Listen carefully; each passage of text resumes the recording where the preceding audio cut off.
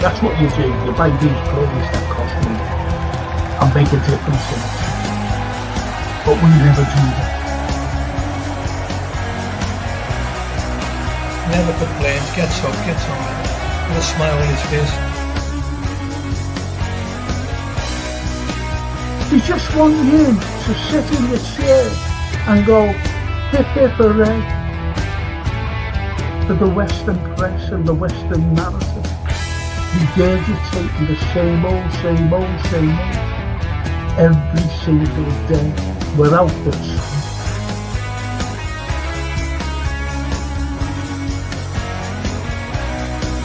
If you haven't seen it before, please watch the first two episodes, the second series, something like Stallone. We are on the site of the castle. And it was the first time the Beatles had really stopped being semi-professional almost. Look at that. Absolutely fascinating.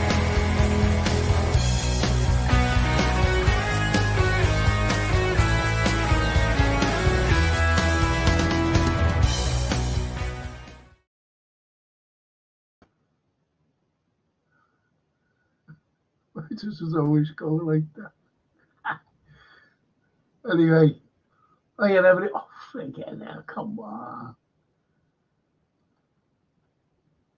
Hello. On the biggest screen. Anyway, good evening, everyone. It's the history show tonight. And I want to show you a couple of things, actually. And when a few more come on, you know, the little latecomers, I'm going to show you something. Even Anthony, and not me, he'll be surprised at this. I'm being honest. Maybe he won't be surprised, actually. I just don't know. But anyway, I hope to surprise him because it's very important. It's very important what our city planners have done. Our city planners, what they did to Liverpool, to destroy parts of it, just destroyed it. And it really gets up my nose because I call it criminal vandalism, but legal because it's the council, the city planners. They legalise everything for themselves. And it's shocking. It's not just here, but lots have been done here, don't get me wrong. I think more so than any other city. You've only got to look at London, to be honest, and all their buildings are up, and they were the most bombed city. This city was the most, second most bombed, but we still not things still. More things than in London, believe it or not. For greed, lots of greed.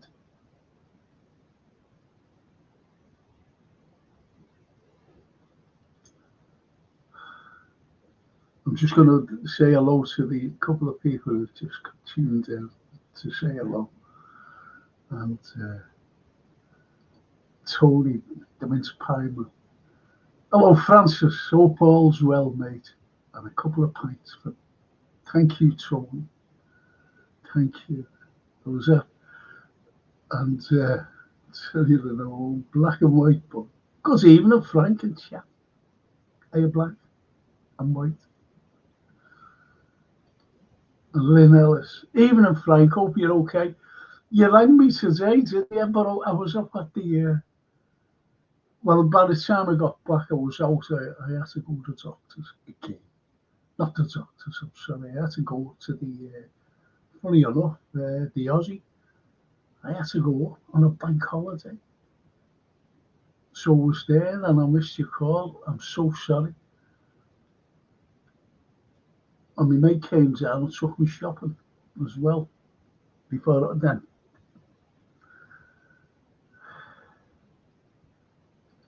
Daz Reynolds. Big up, Frank, mate. Hope you're well today. Thank you, Daz. Thank you. Really appreciate you asking. All of his. Thank you so much. Yeah, fair enough. That's all I can say.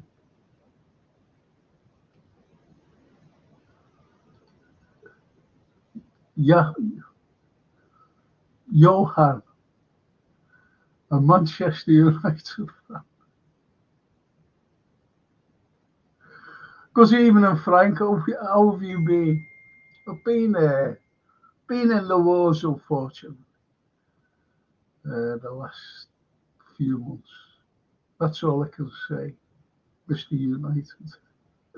never had a Man U team.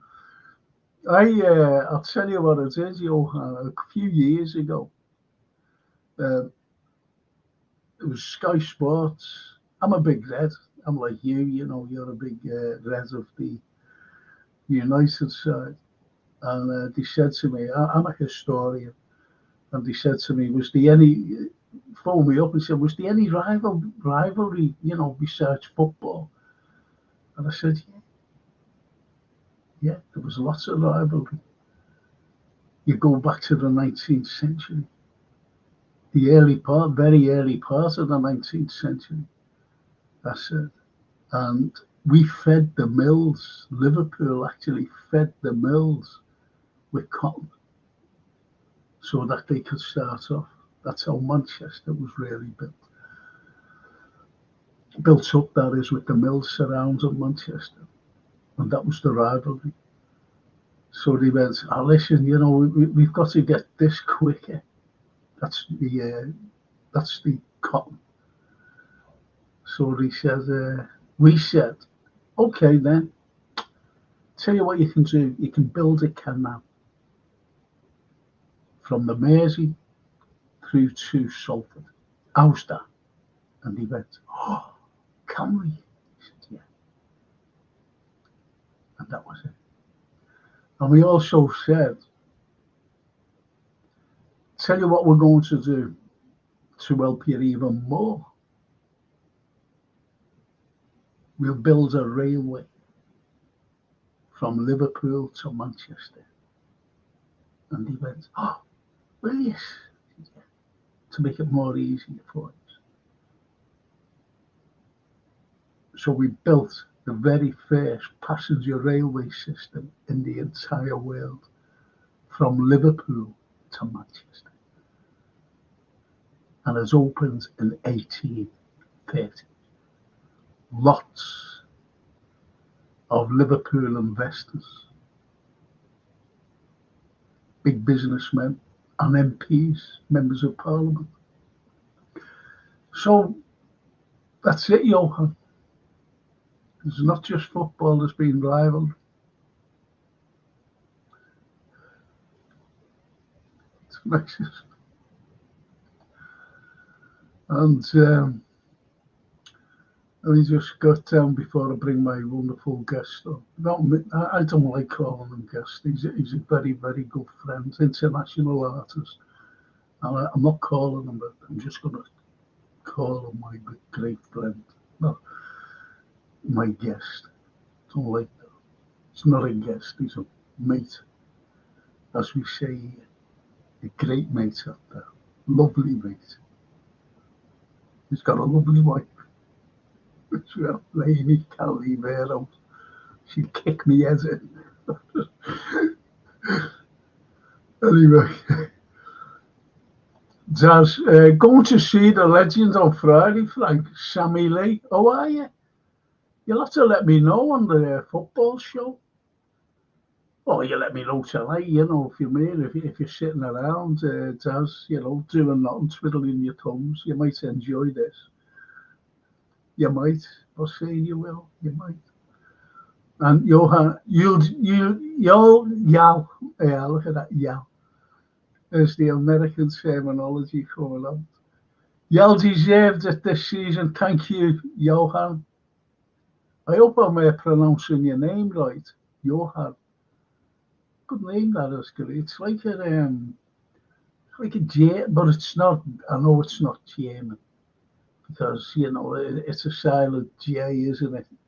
German, Johann, Johan, Johann. So yes, Johann, thank you. And that's coming from a Manchester United fan. Believe that, could you? Right. George said, "Hi Frank, you mentioned the Blitz. My city, Belfast, was decimated on April. Yeah, in one night over there, 200 German bombers dropped first bombs, then incendiary devices. I'm going to show you something. Killing over 1,000 and injured 1,500. Never gets mentioned, you see, because you're Belfast. You're Belfast. I'm not. It's not me. It's the historians. Liverpool never gets mentioned. I'm really the most bombed city. Over 3,500 citizens were killed. There's a very famous comedian, George, a very famous comedian of this city, and he is a friend of mine. And his brother, baby brother, was killed in the Blitz. And he's a friend of Anthony's as well. And we'll let you know in a moment who it was. Very famous. I'm gonna ask Anthony to name him. Gary Derrigby. Good evening, Frank. Good evening, Gary. Glad you're with us. Christopher. Hi, Frank and Anthony and Jason. And everyone from Christopher. That's lovely. Thank you, Christopher. And Gary says, Edgehill Station is very important in Liverpool. It's in Wales history, Gary. Wales, not just Liverpool. The world. And it's a little antique shop now. I went up to, I don't know what happened. I filmed it. Little antique shop. That was the very first waiting room. Public waiting room. Railway waiting room. In the entire world. Because, well, someone was looking at these people. They were getting drenched. It was raining. These ladies, now don't forget, it was only the rich who could afford to get on trains. And he's seen these people getting drenched. The next performance, he went, I don't know for that. And that was built. And that became the waiting room for trains.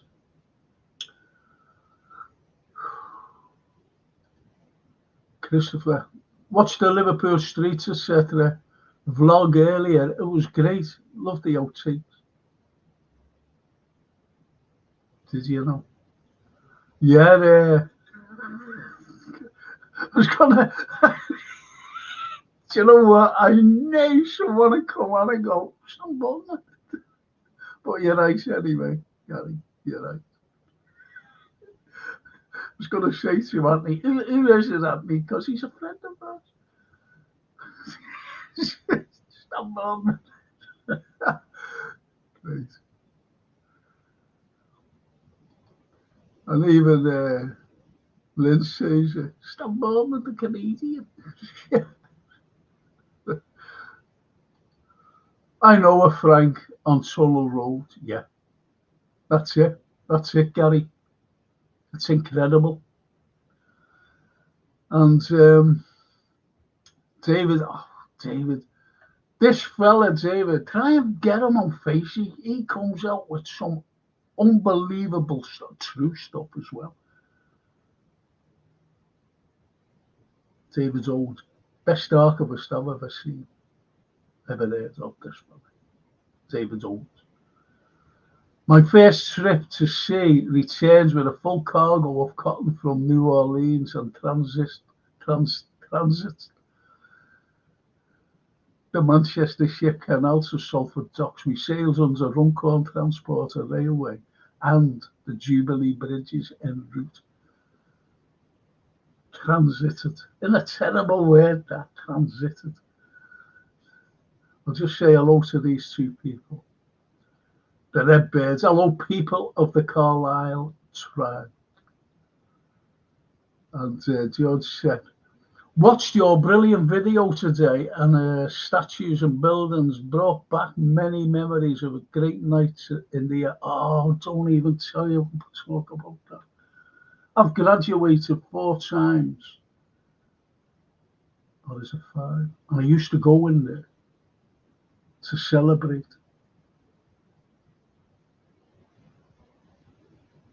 What happened to that? It's shocking. It's still there, the building's still there, but the bloody ceilings fell in. I used to look at the ceiling every time after about 3 hours lying on my back like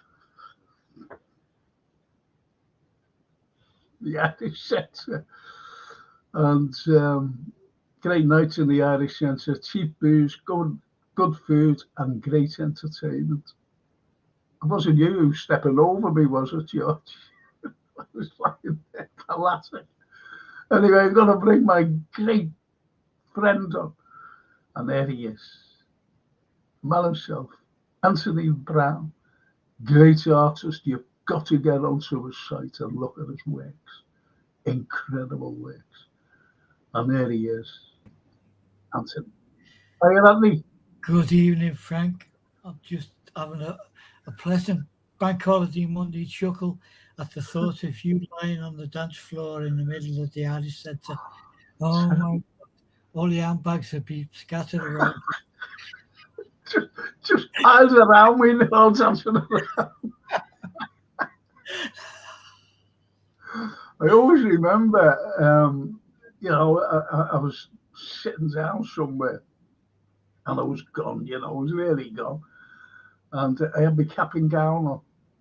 And I took the cap off, but I had it on my knee for about bloody. So I put it on the seat, and I said, I'm going to the toilet. Fell over, going there twice. Fell over, coming back. This fella was dancing with this girl, and he did a twirly. I twirled right into my back. I was crawling again, but I grabbed these two. You know the way you try to save yourself. It's instinct.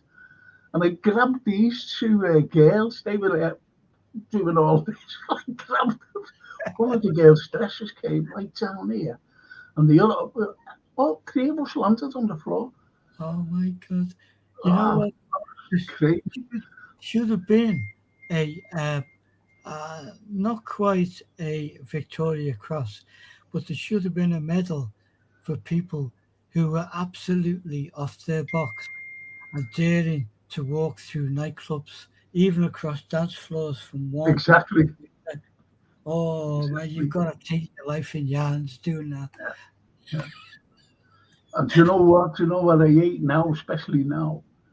Do you know where there's toilets upstairs? I know. Oh, we're having to go upstairs. Oh. Well, anyway, that's the. Oh, look at that. Johan, the Man United fan. Good evening, Mr. Brown. Good evening, Mr. Johan. I heard your dialogue with Frank before, and we're all friends on this show. Every one of us. Cars, but all the same colour hearts. And you know what, Johan? We also have a Leeds United fan who joins us because he thinks that we're all crazy. Especially the Redbirds. He thinks I've got Tourette's, especially with football. That's the way it is. Hello, Anthony, Redbird says. Hello, Redbird. Good evening to you.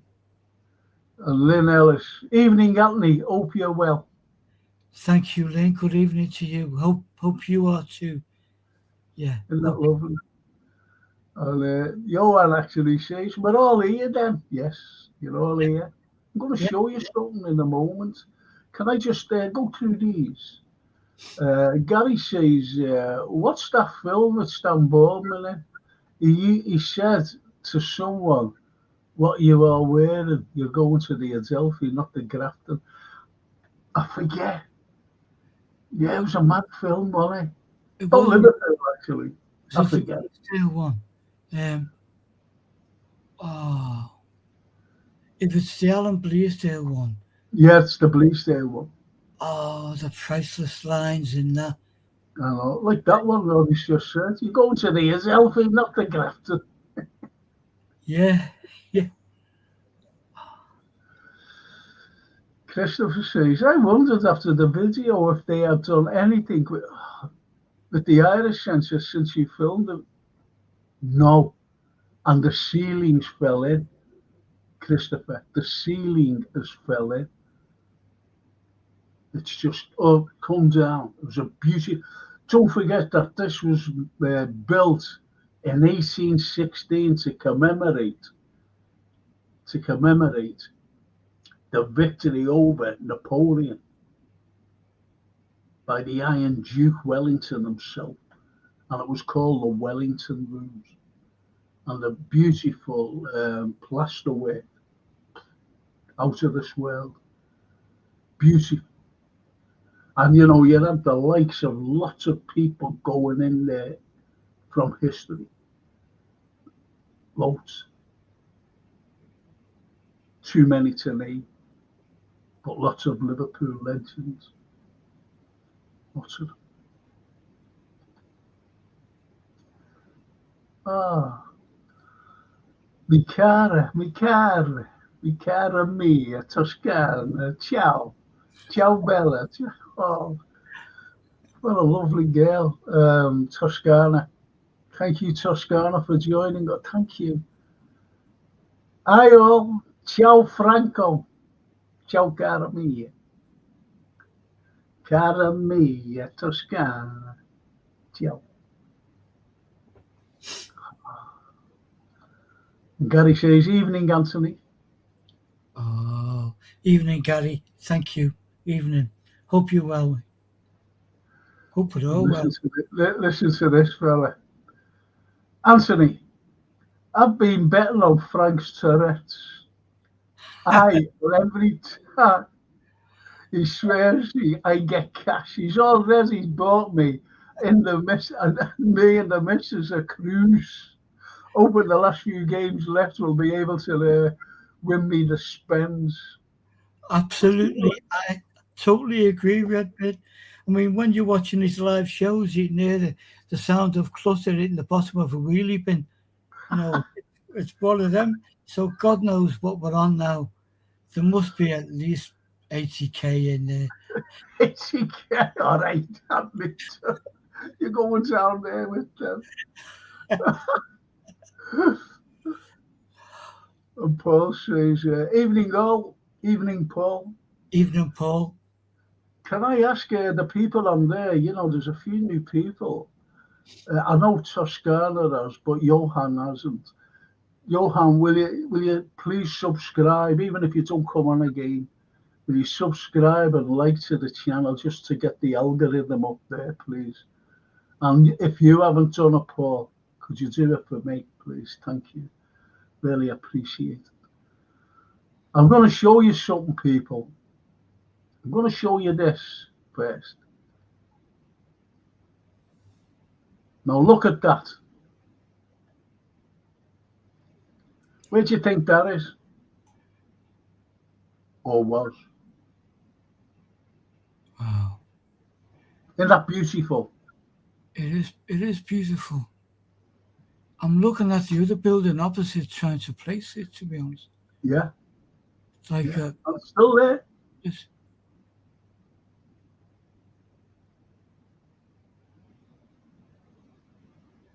reminds me of Blacklas, but obviously it's far more ornate. Shall I tell you where it is? Yes. Before I go onto the map. I've got some great ones to show on there, you know, the stills. You're not going to believe this. Now, when I was lecturing, I showed this on a big screen, and no one could get it. No one could say where it was. And when I told them, they were shocked. And one of them actually said, was it bombed then during the war? I said, no, it wasn't bombed. Do you ever remember me showing exchange flags that was built in 1801? It was beautiful, the arches, the statues, the everything. Yeah. And they said the same, was that bombed during the war? I said, no, it was knocked down in 1954. 9 years after the war was, the war ended. Anyway, this particular place, Anthony. Can anyone get this on here? Can anyone get it? Please. Gary the Rigby says, Old Hall Street, yes. Oh, Johan, I've subscribed, liked and shared on my group chat. Hopefully some lads come through. Thank you so much. Wonderful. Thank you. Isn't that lovely? Yeah, that's just beautiful. Thank you, Johan. Yeah. Yeah. And Johan says that's a beautiful building. It is. It is. Was it the Cotton Exchange? Brilliant. Brilliant. And they knocked that down. They knocked all the facade down. Where you see both columns, they knocked that down. And what you've got is the flat piece of nonsense in the middle. You've still got the end of it, if you know what I mean, going down the street. Yeah. The big street. Right. And they knocked that down. They knocked it down to try and modernise it. What the was that all about? Isn't that disgusting? That's what I mean about the city planners. Our city plan, not just ours, but we had the most damage by the city planners, knocking places like that, trying to make it up to date. And this particular building, I'm sorry, Anthony, but this particular building on the right, as you said, that's where that little cafe is on the corner, facing the Echo office on this side. Yeah. Yeah. It was a little Italian place for a while. That's right. That's right. When we opened up the Heads, we used to go in there for a lovely cappuccino. I did myself. But beauty, I've got more like that actually. But I want to ask people. Hang on, let's see.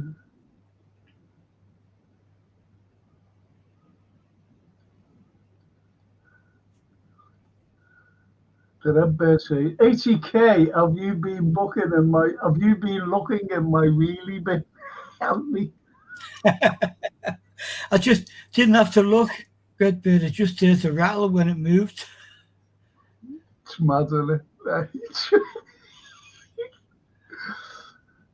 Anyway, Toscana. I'm into black and white photography, and that's a beauty. It is a beauty. Incredible, Toscana, and we ruined it. Ghosts of the ruined it. And the Red Bear says, thanks for subscribing and liking, Johan. Welcome to our family, lad. Isn't that lovely? Yeah. And Gary says, St. Paul's Eye Hospital was on that street as well. It was. I went there. As a little mad kid. Yeah, there's a tiny section of it left, which was listed, but only a portion, which is built into the Radisson Hotel on the corner of Old Hall Street. Yeah. There's a little section of it which was part of the original St. Paul's.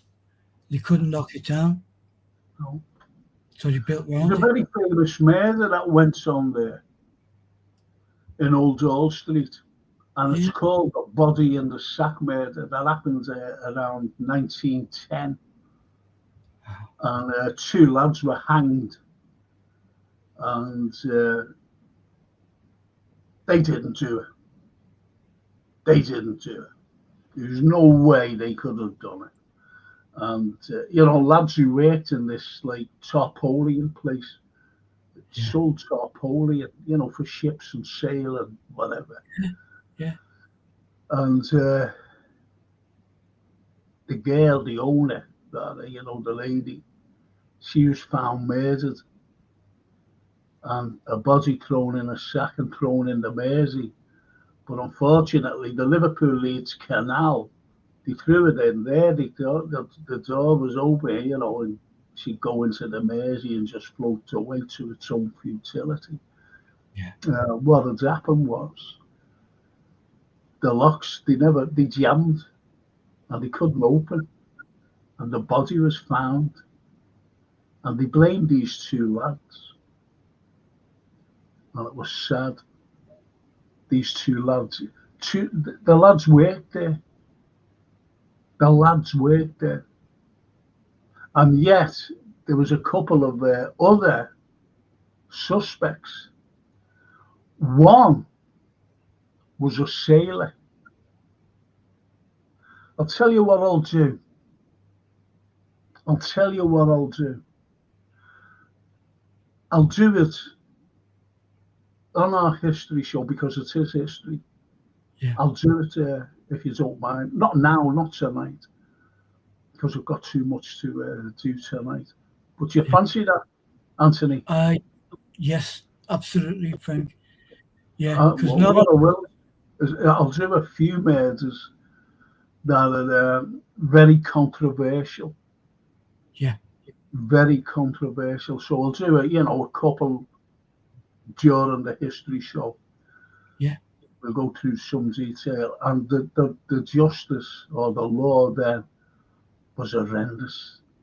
Really. That would be great, Frank, because it also adds background to the city at that time. Because you talk about the roads and the buildings and the stuff, some of which thankfully we've still got. So, yeah. Yeah. Is that okay with you? Yeah. Is that okay to do that? That's great. And Christopher says, I went to St. Paul's as a kid at 6 o'clock away. Oh. I had a lump inside me eyeball, and I went down. And I always remember this doctor, and he said, "Hey, look at me," and I looked at him, and he went like that. He said, "Is it this eye?" And I went, "Yeah," and he turned me eye inside out. Oh, it's the most sickening thing I've ever. See, he's got me swearing again, and so have you, haven't you? And so has Christopher. He went to St. Paul's. Let me get a box. Get the wheelie bin. get them birds wheelie bin. Anyway, Johan says, thanks, Redbirds. It's a pleasure to be here with you legends chatting about interesting topics. Yeah, I don't know that. That's lovely. Yeah. Oh, there is. David here, look at this fella. Did you see the Ukraine's detachment on the parade today? It's fucking David, I'm going to ask you, mate. I'm going to ask you. Can we? Can't even do it tomorrow. I can't do it tomorrow. Can we do a thing on Friday afternoon, David? A history show, and it'll be pure. It'll be pure, and we throw it on YouTube.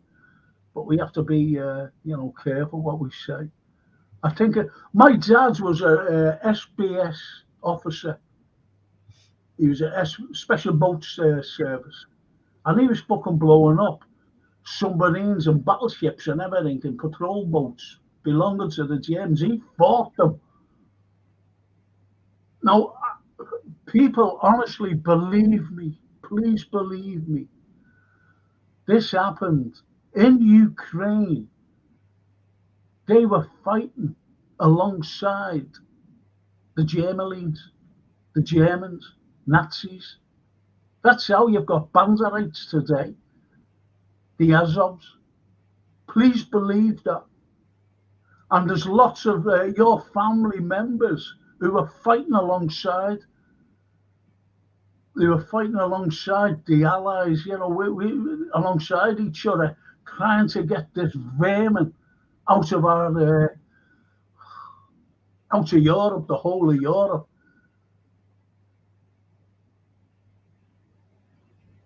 It gets me really.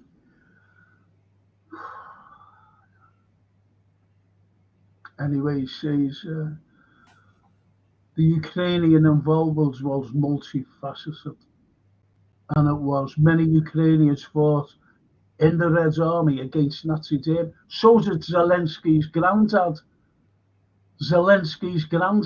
And he's threatened to bomb and shell Moscow on the 9th of May. While the likes of these old veterans are there who fought alongside each other and the Allies.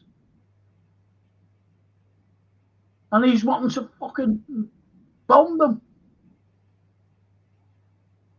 He's threatening them. It's wrong. Anyway.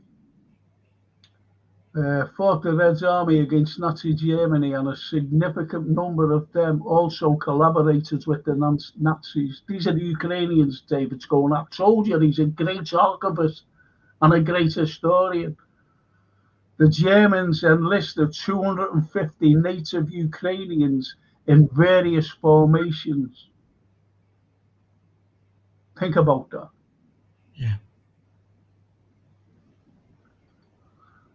Thank you, David.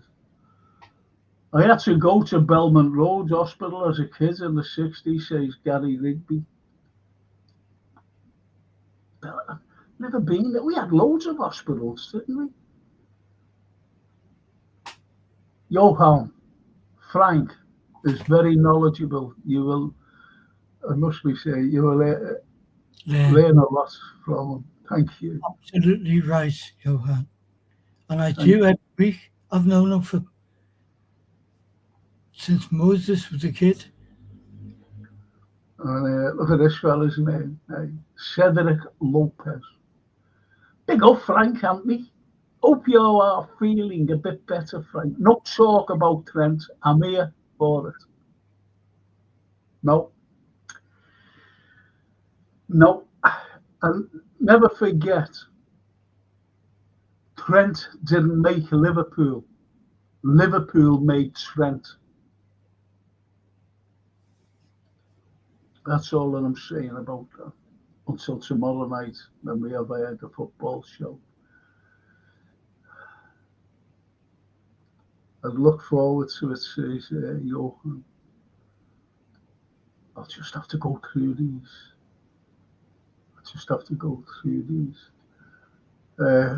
Lovely Toscana says it's criminal city planners have a lot to answer for. Too right there, Toscana. Happened a lot in the 60s. In Bradford, people went to prison for bribery.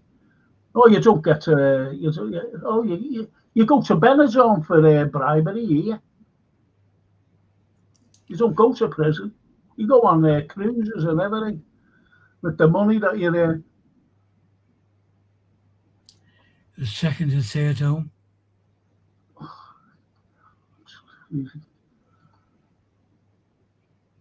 George Seth says, as you missed my comment, Frank, the demolition of that building is corporate vandalism showing capitalist greed. Say no more about what you just said. Fantastic. Great comment. And that's what it is. We had the very first electrified overhead railway in the entire world. First electrified lines, railway lines, first electrified signals, come and go, and the very first escalator in the world we had here in Liverpool. Pulled down pulled down. They said, oh, it was damaged too much. Wasn't damaged too much. It was it during the May Blitz, but he fixed it up all right. Cranes used to go, crossing road, everything. And then all of a sudden, they went, oh yeah,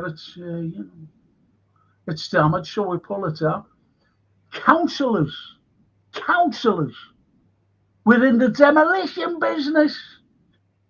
Think about it. So they got the job to pull it down after the war, 1956.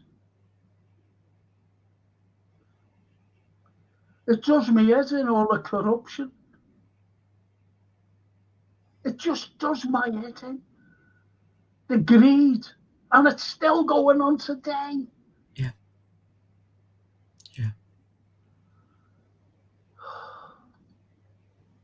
Paul Milligan. Greetings. Alive a bears upon my chest. You'll never walk alone.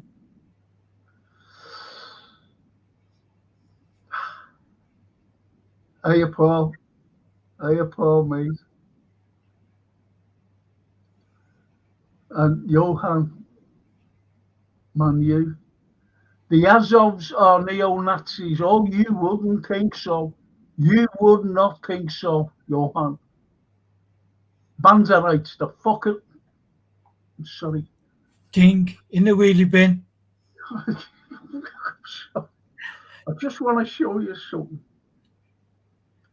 I'm awfully sorry about this, people. It's just that it really gets to me, you know. It really gets to me, and this is the only thing I can show. I hope you can see it. They're the Banderites in Kiev celebrating Stepan Bandera's birthday every year. Stepan Bandera murdered, slaughtered, executed 400,000 Jews, along with dissidents, Russians, disabled people,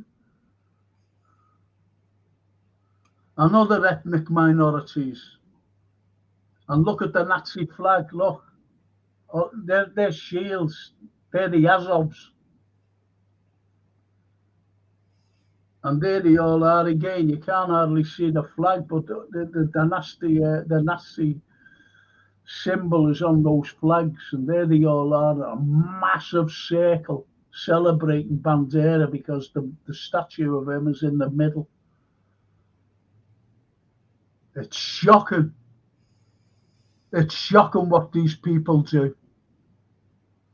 They've been murdering people. You've only got to look at Odessa. It was only, in 2014, and it was only on the 2nd of May, the other day, it was their anniversary of nearly 100 people being burnt alive by these in a building while they cheered the Azovs. They cheered while these people were burning to death. Ordinary Ukrainians, ordinary people from Odessa, because they were Russian speaking. You don't hear about that in the press, do you hear? You're nothing like that.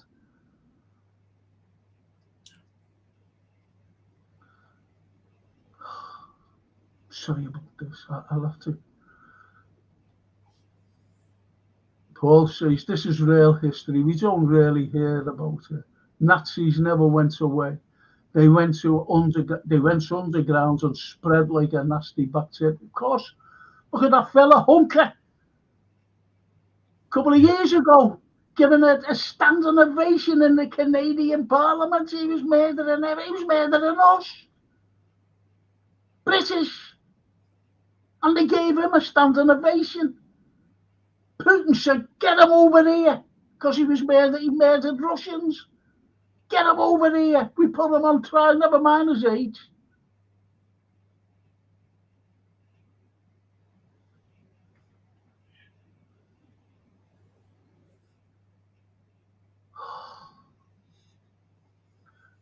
I'm going to go on to Liverpool. I'm sorry, Anthony. Forgive me. Frank, This is never the Friday nice one. thing I do, current affairs, and I'll talk a lot more about it at 7 o'clock. Yeah, well, there's a link to that and history. As we know, history repeats itself in the most barbaric, hateful, greedy ways. Yeah. Johan says, Trent is a wrong 'un for running down. We made him. Liverpool made him. Johan. The only other person to do that, to run down his contract, was Steve McManaman. Steve McManaman was a great player as well, but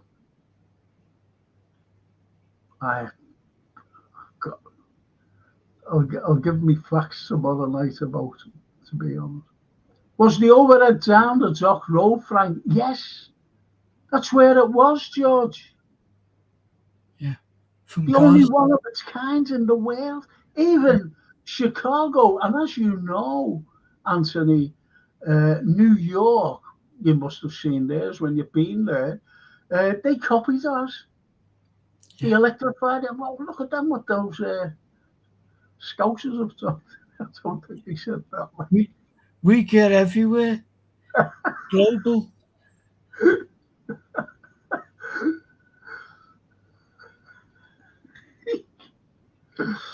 Gary the Rigby. We had 3 mainland train stations as well. If you count, just bear with me, Gary, what I'm going to do. You're going to love this. You're going to love it. Johan, SS Insignia. Yeah, of course it is.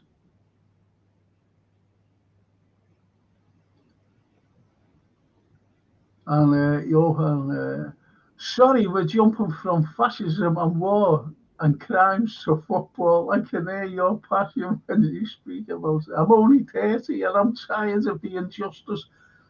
Stay with it. What you want to do, honestly, Johan, is join us on a Friday. Really, join us on a Friday, 7 o'clock, because it comes out then, and that's all it's built on. You know, we bring in certain characters, the likes of Donald Trump, the likes of Zelensky, the likes of Putin, everybody, even Sergei Lavrov, the greatest diplomat in the world today. No one else, there's no diplomacy, unfortunately. It's just warmongering. So just join us then. And Gary says, it went from Dingle to Crosby. Yeah, there's Seaford Sands. That's where the what is it? The escalator, isn't it? You know, that went so. And the escalator, funny enough, what it was, why it got, they just stopped it because, you know, the ladies, you're talking, you know, going into the, you know, the latter part of the Victorian era into the Edwardian era. Yeah. And all the, you know, the dresses kept getting caught, you know, where, as it goes up, then it flattens out. So you step up, but all their long dresses getting, and there was loads of compo cases of these ladies. Me dressed. So they stopped it. Well, anyway, you'll have to let walk up now. You look at it. So there was loads of compo cases. So they stopped the very first in the world. We had another very first in the world. Yeah. And do you know what it was? But I'd have to show you it. It's no use me talking about it because when I've had people, I used to bring my students around. That's why I started bringing oddly people around, you know, when I retired. Yeah. And when I used to bring them in to this particular building, they used to go, wow. And then walk across right to the middle and I go, do you see that there? They used to go, yeah. And luckily enough, there was always someone using it. And that was a lift we used to go with. And everybody said who'd never been inside this building or seen that, taken notice if they had gone in. Because I was standing there waiting for someone to go in. And there was a lift. And every one of them said, that's the first time I've ever seen a lift go up outside. It was the very first outside lift, albeit that it was inside the building.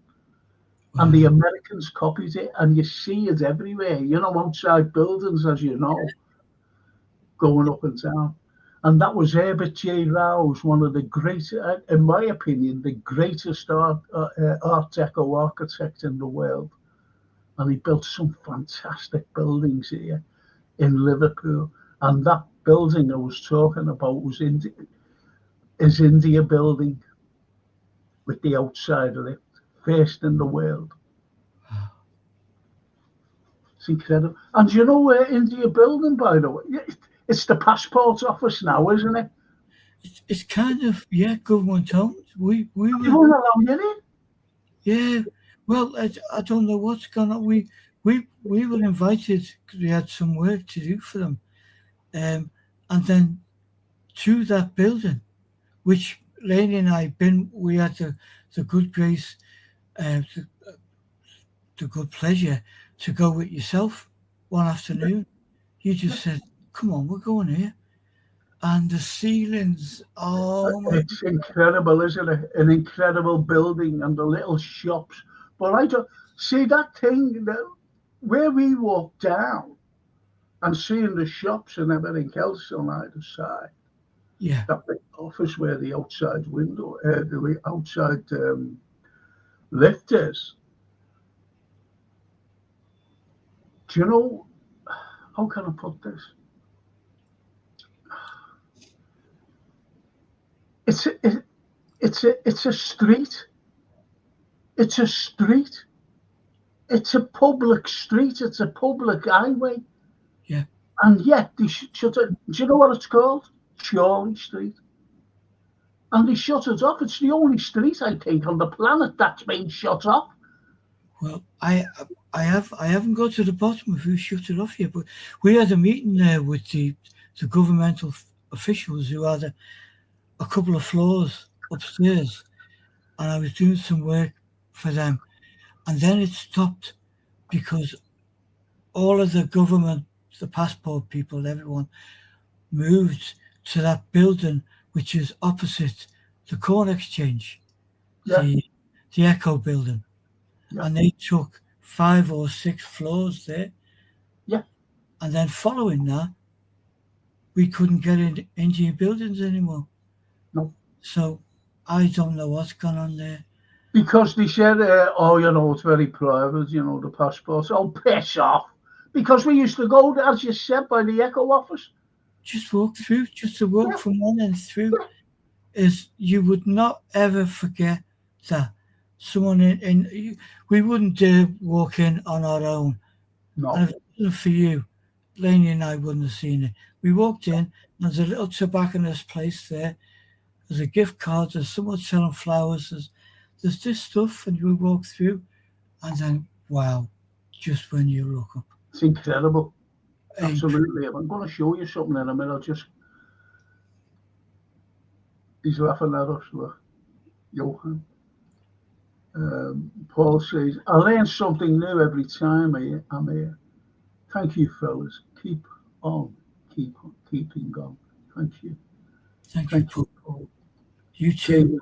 The India building is now the 80th centre. It's all closed to the public access. It's wrong. It's shit. It's Chorley Street. You're getting worse than me. Yeah. Shouldn't be. Yeah, maybe there's a couple of top floors, but. Johan says, the Calica Sam Williams case. I'll do one to Manchester lads.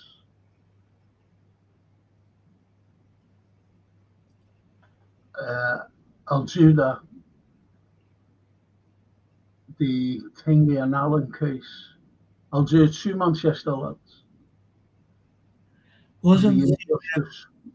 the last hanging, public execution, 2 lads, one who was hung in Manchester and one who And was... one, that's the good case I'm going to do. I'll do the body in the sack, and I'll do that. I'll look it up. Yeah. I forget the other lad's name. Yeah. Anyway, George Seth says, Frank, great architecture is all around Liverpool, and one designer was responsible for 2 great Liverpool sites, one of which closes this year. Archibald Leach, responsible for Anfield and Goodison. Yeah, Archibald Leach, yeah. Wow. So Wow, that, I'm going to show you something here. I'm going to show you something here.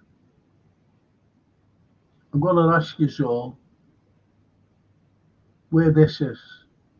I'm going to remove us, aren't we? Is that all right? Yeah. I'll just throw this up. Let's see if it works.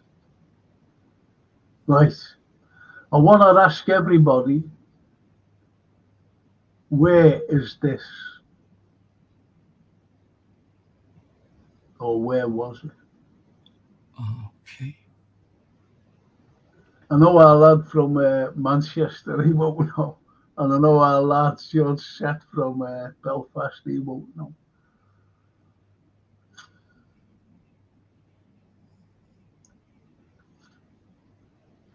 This was actually built in 1701.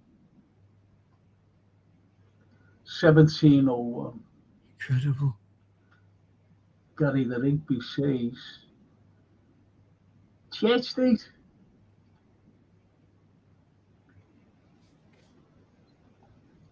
Right.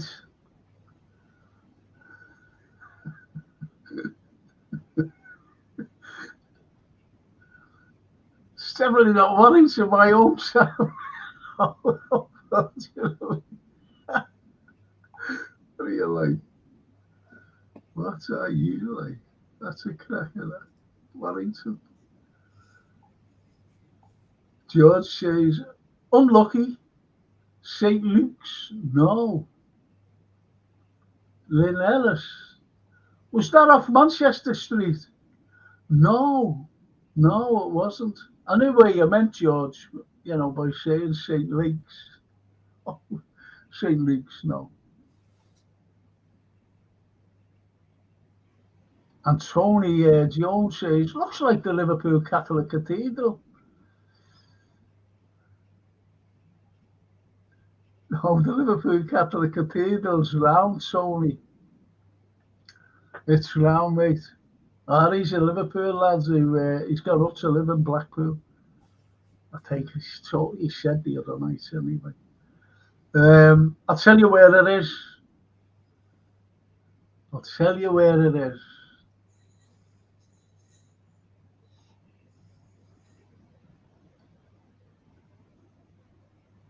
And what's that building there? What's that building? Anyone? Unless the architect of that particular building there was Haig, a lad named Haig.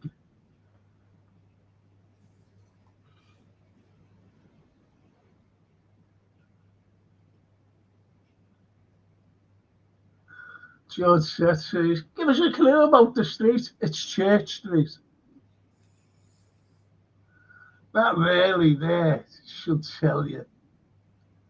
That building there. That should tell you. And that was funny actually, because there was a little shop there. And it got burnt down. It was just a fire burnt down. And this fella who owned the shop, he said he knew an architect. He said, hey, fancy building me a new shop? And he went, yeah, all right. This fella's name was Haig. So he said, yeah, all right. I'll do it for you. And when he showed him the plans, after it was all laid out and all the way, he said, "That the fucking size of that, I only want a little shop, or like a little kiosk." he, he designed that, and that is very historical, actually. Even today, it's very historical because there was controversy over a building in Paris. I always forget the name of the building in Paris. And they always said that the very first hotel with a department store inside was in right in the center of Paris. Right. But it was by the Arc de Triomphe, around there. Yeah. It wasn't. It was this. The old Marks and Spencers. Absolutely love that building. So did I. So There's do I. some- Yeah. Well, it was called the Compton Hotel. Yeah. Called the Compton Hotel, and it has a department store in there. But that opened 6 months before the one in Paris. But they're always claiming. And you know what? Even some government officials here in this country, you know how you know what they like about Liverpool. And they Yeah. Liverpool. They went, "Oh yeah, it must have been that the French wouldn't tell a lie." Oh, piss off! It's Yeah. open 6 months, but it's proved, it's documented. Yeah. No. But that's the way it is. Wow. That is incredible. So the kind of beautiful building opposite then, long before Primark moved into Chase, Oh yeah, yeah. is And here's something. It's only what one of the lads mentioned before. oh yeah, And it's a fantastic thing. And yeah, that is Central Station. yeah, Central Station. yeah, And when you get the likes of Central Station, and unfortunately I haven't got one of Exchange Station. Now, Exchange Station, that was designed as a big Romanesque thing. yeah, Massive Romanesque. yeah. And it was a fantastic. I've actually got.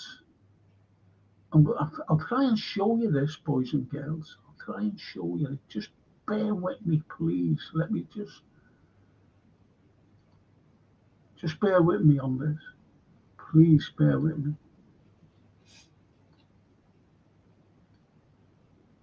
No, I might never done this, but it's added on the other one. It's added on the other one. Let's see. Let's see.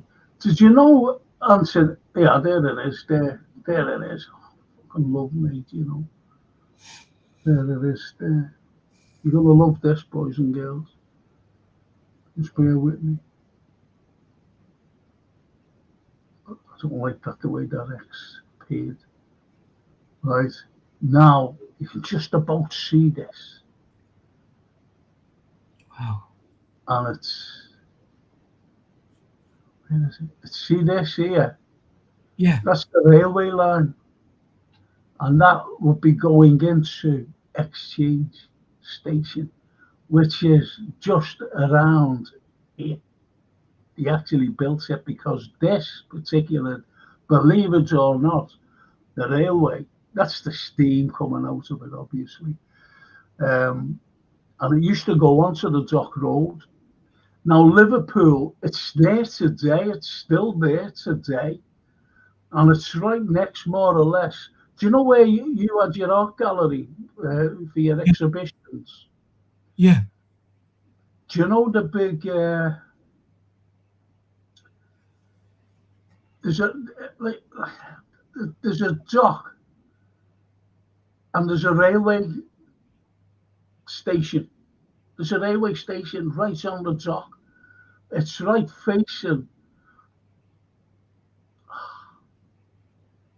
It's James, right good question, Frank. it's right facing, you know, the Albert Dock. It's in between the Albert Dock and where your place was. Right in James, between there. And that was a railway station. It was the very first railway station to come onto a dock. wow. Incredible. Again, And that's ingenuity. where that train's going, Anthony. Yeah. That's where that's going.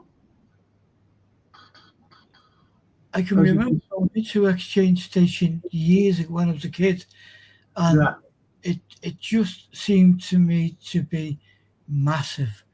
And then years later, when you watch movies and stuff, and um, you know, Grand Central Station yeah. in that looked to me to be something similar, but I don't know. Was Exchange Station, was that designed to more of a goods transit thing? No, it was for business people coming from Southport and places like that. Wow. But, but that's when it later became when they built the station because, as you said, you know, it did take goods through to the docks. If you know what I mean, Yeah. it did take it to the docks. Yeah. And then they decided, like, with all the business people coming into and workers from outside, just outside Liverpool, the periphery of Liverpool, say like Southport and places like that, they decided to make this the station, Central Station, not Central, uh, Exchange Station, and just advertise a passenger thing, you know, for the workers, Yeah. for the Yeah. workers. And so you've got this wonderful thing, you know, the station itself, which was, the facades are still there today, which is absolutely brilliant. Yeah. Absolutely brilliant. Yeah. And look at these buildings here. Look. Do you know when I was? Do you know when I mentioned about? Now, don't forget that these things here was taken from a balloon. Yeah. A balloon, right? And in 1885. Wow. Now, forget this building here, but take that building there, and this building here. And there was other building that went across here, right? Another building that was built around here, Yeah. another building. I'll tell you about that in a moment. Remember when I said about exchange flags and they built it in So 1801? One of Yeah. our great architects the beautiful. designed and built it, Joe Foster Sr.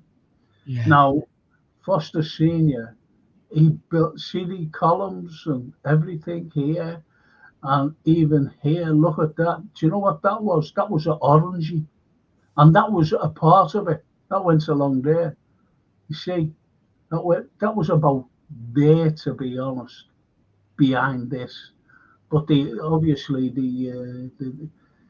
the artist had to put that at the side, whereas it should have been around about there, about here or there. No, about there it should have been, because that exchange flags was absolutely beautiful.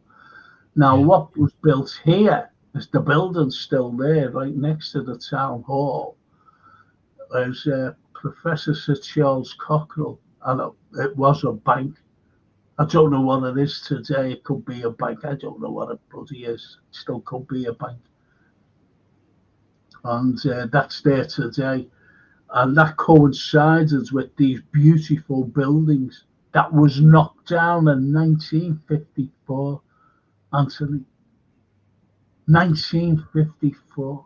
No need. Vandalism on a huge scale. I'm just blown away by the attention to detail that this artist from the balloon managed Oh, to brilliant. capture. Oh, I've got it here. I've got it on the, I've got a big map. yes. When I gave lectures, Anthony, I gave a lecture up in the Anglican Cathedral, and I Yeah. put this exhibition up. I put all my things up, prints, and the people were more interested in the prints. More interested. Sit down, Frank. we look at these. But that's what I used to do, just have a little exhibition. Yeah. Yeah, Paul. Thank you, Paul. He says, brilliant, that. Tis, Gary says, I remember you could see the back of Central Station on Newington. Yeah, of course you could. yeah. Central Station was beautiful. I haven't got the picture if the other fella be here. Hang on, let's see if I have got it. Just bear with me on this. Just bear with me.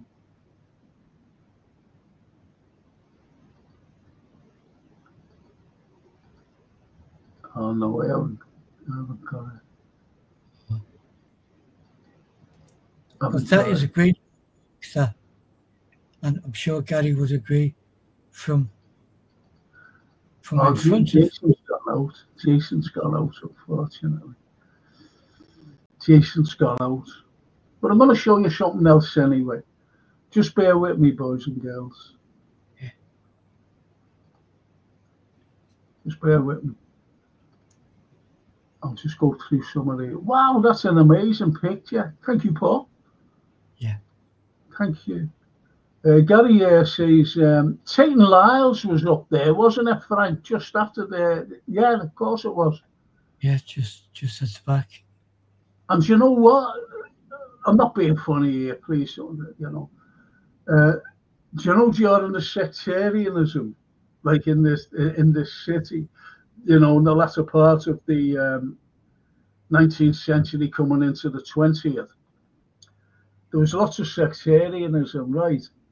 Yeah. And St. Lyle's, you're not going to believe this, but it's absolutely genuine. St. Lyle's was in a predominantly Catholic area, yet the Catholics couldn't get a job. And the only way that the Catholics could get a job was getting into Marks and Spencer's. Mad, isn't it? Wow, it is mad. All in the name of religion. Yeah, all over religion. But that was them days ago now. Not far off. Tony Jones, this will be interesting to use. This is an old railway line on City Road in Walton, Liverpool, which doesn't get used anymore. I think they're going to use it for Everton's new ground, believe it or not, and Liverpool as well. Yeah. So that fans could get down there, stop at where is it? Yeah, they're going to open a station at the Baltic Triangle, so it's called. Yeah, and this is what is it.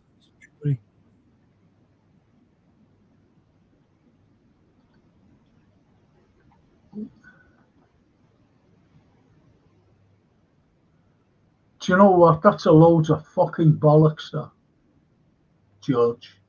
And I know what you mean. I know what you mean. Loads of bollocks. And if David Owens was here, he'd just say, take no fucking notice. I remember talking to the same fella, and he said, look at this, look what I've got here. It's proof. I said, what's proof? That some fella from fucking Huddersfield said Liverpool was built on the blood of slaves. Pathetic. Pathetic. Someone just wrote that. I said, take no notice. Forgive me, I forget his name, talking about some buildings owing to the presence, to the blood of, very load of bollocks, please, George. Take no notice. Liverpool The slave trade in Liverpool is over exaggerated.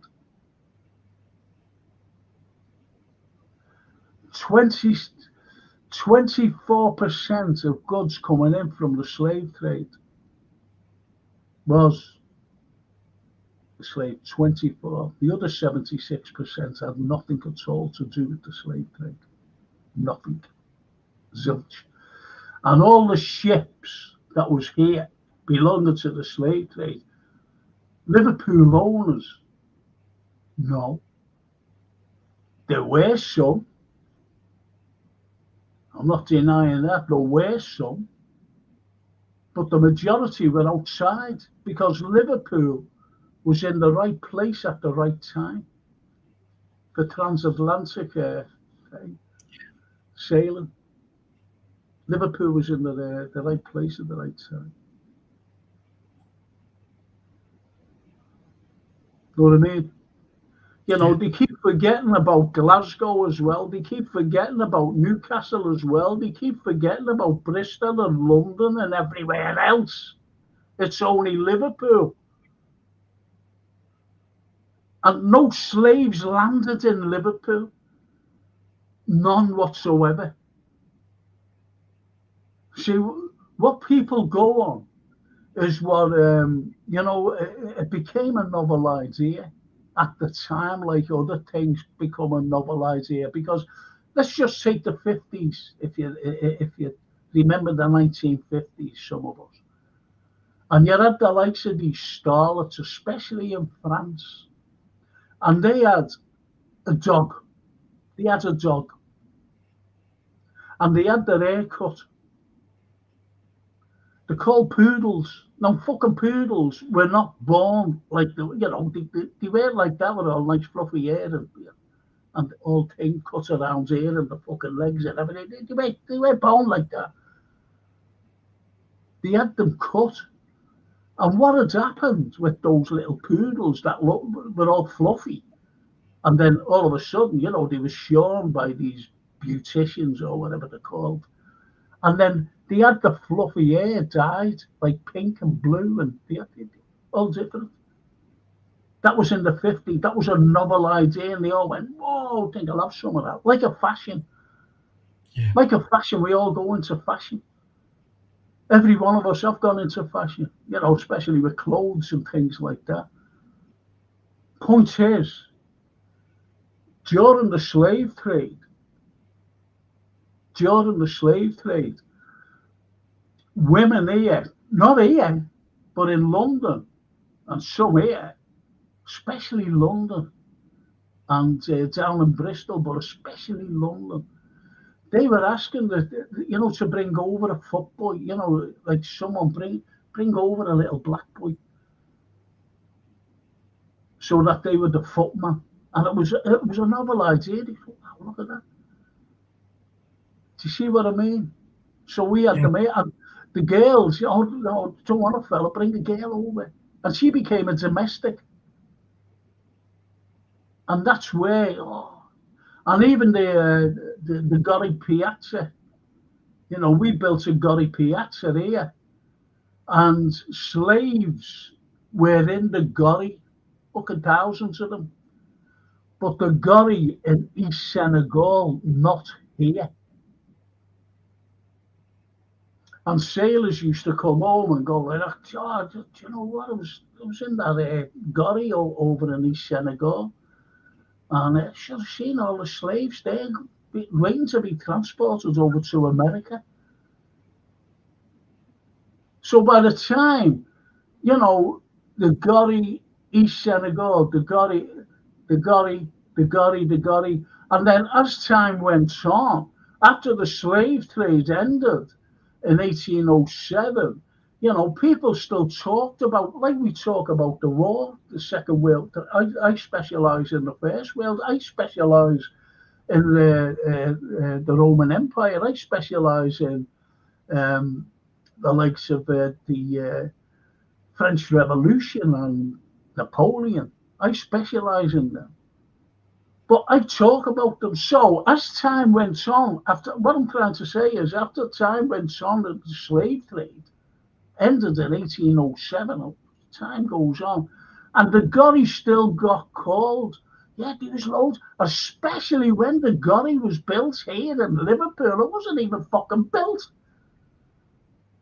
And they go, oh yeah, I remember someone was saying about slaves, loads of slaves down in the Gorry. Wasn't even fucking built. Well after the slave trade. Or during the slave trade, never built. Yeah. Well, so it just carried on there. Yeah. That goes into the book, doesn't it, of great it's shocking. Of history, along with the the St. George's Hall built back to front and so on and so on and so on. As I said, it's a myth. As you said about St. George's Hall being built back to front, a myth. Like the statue up in London Road, because the Roman has no stirrups. The Romans never had stirrups. Stirrups didn't come out for hundreds of years later. Ridiculous. And that's how myths, he committed suicide, the sculptor, George Westmacott, because he didn't put stirrups on the horse. No. He fucking died when he was 86 of natural causes.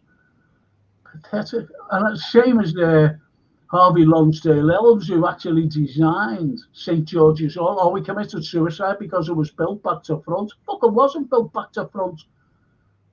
I'll have to show you it. Just to prove something. Just to prove something.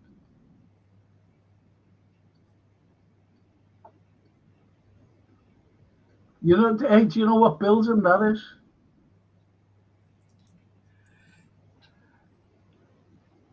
That's the municipal building. It's a hotel. And remember, that was bombed during the war. Yeah, and I remember you saying that one of the towers remained, didn't it? Oh, yeah, that does. Yeah, that's a Venetian tower. It's a Venetian. I've got to show you something. Let me show you something here. Is it here? Please, let that be. Oh, no, it's not there. We had a Venetian bridge down here. But let me just show you this.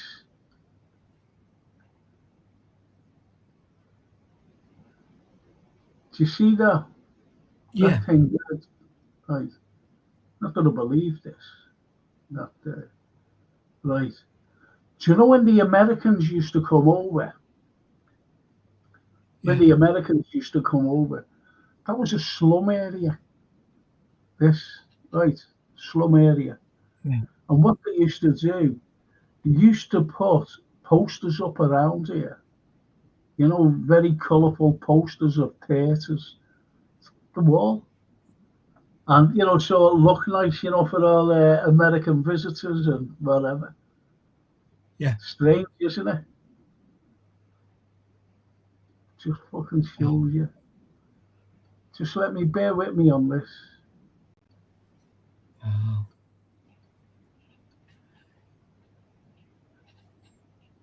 There we are. Right. St. George's Hall. Yeah. Isn't that fantastic?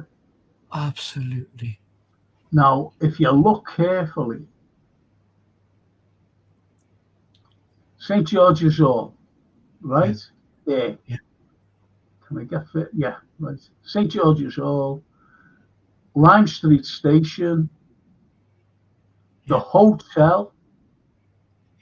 Yeah, so all the rich, lovely people getting off at Lime Street Station. And look at that. Right? Now, point says, when that was built and opened its doors in 1854, St. John's Church was still there. Yeah. And this gets rid of the myth.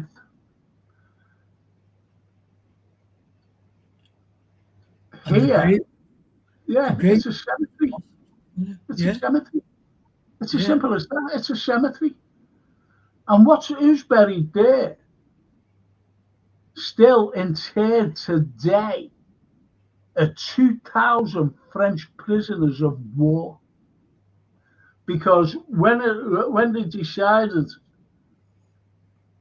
in 1896 to pull St. John's Church down, they dug up the graves of the English that was buried there, but unfortunately they left the French, and there's a big plaque of the French at the back of it's in the gardens itself, a big plaque in French and English about the French prisoners of war there, still there.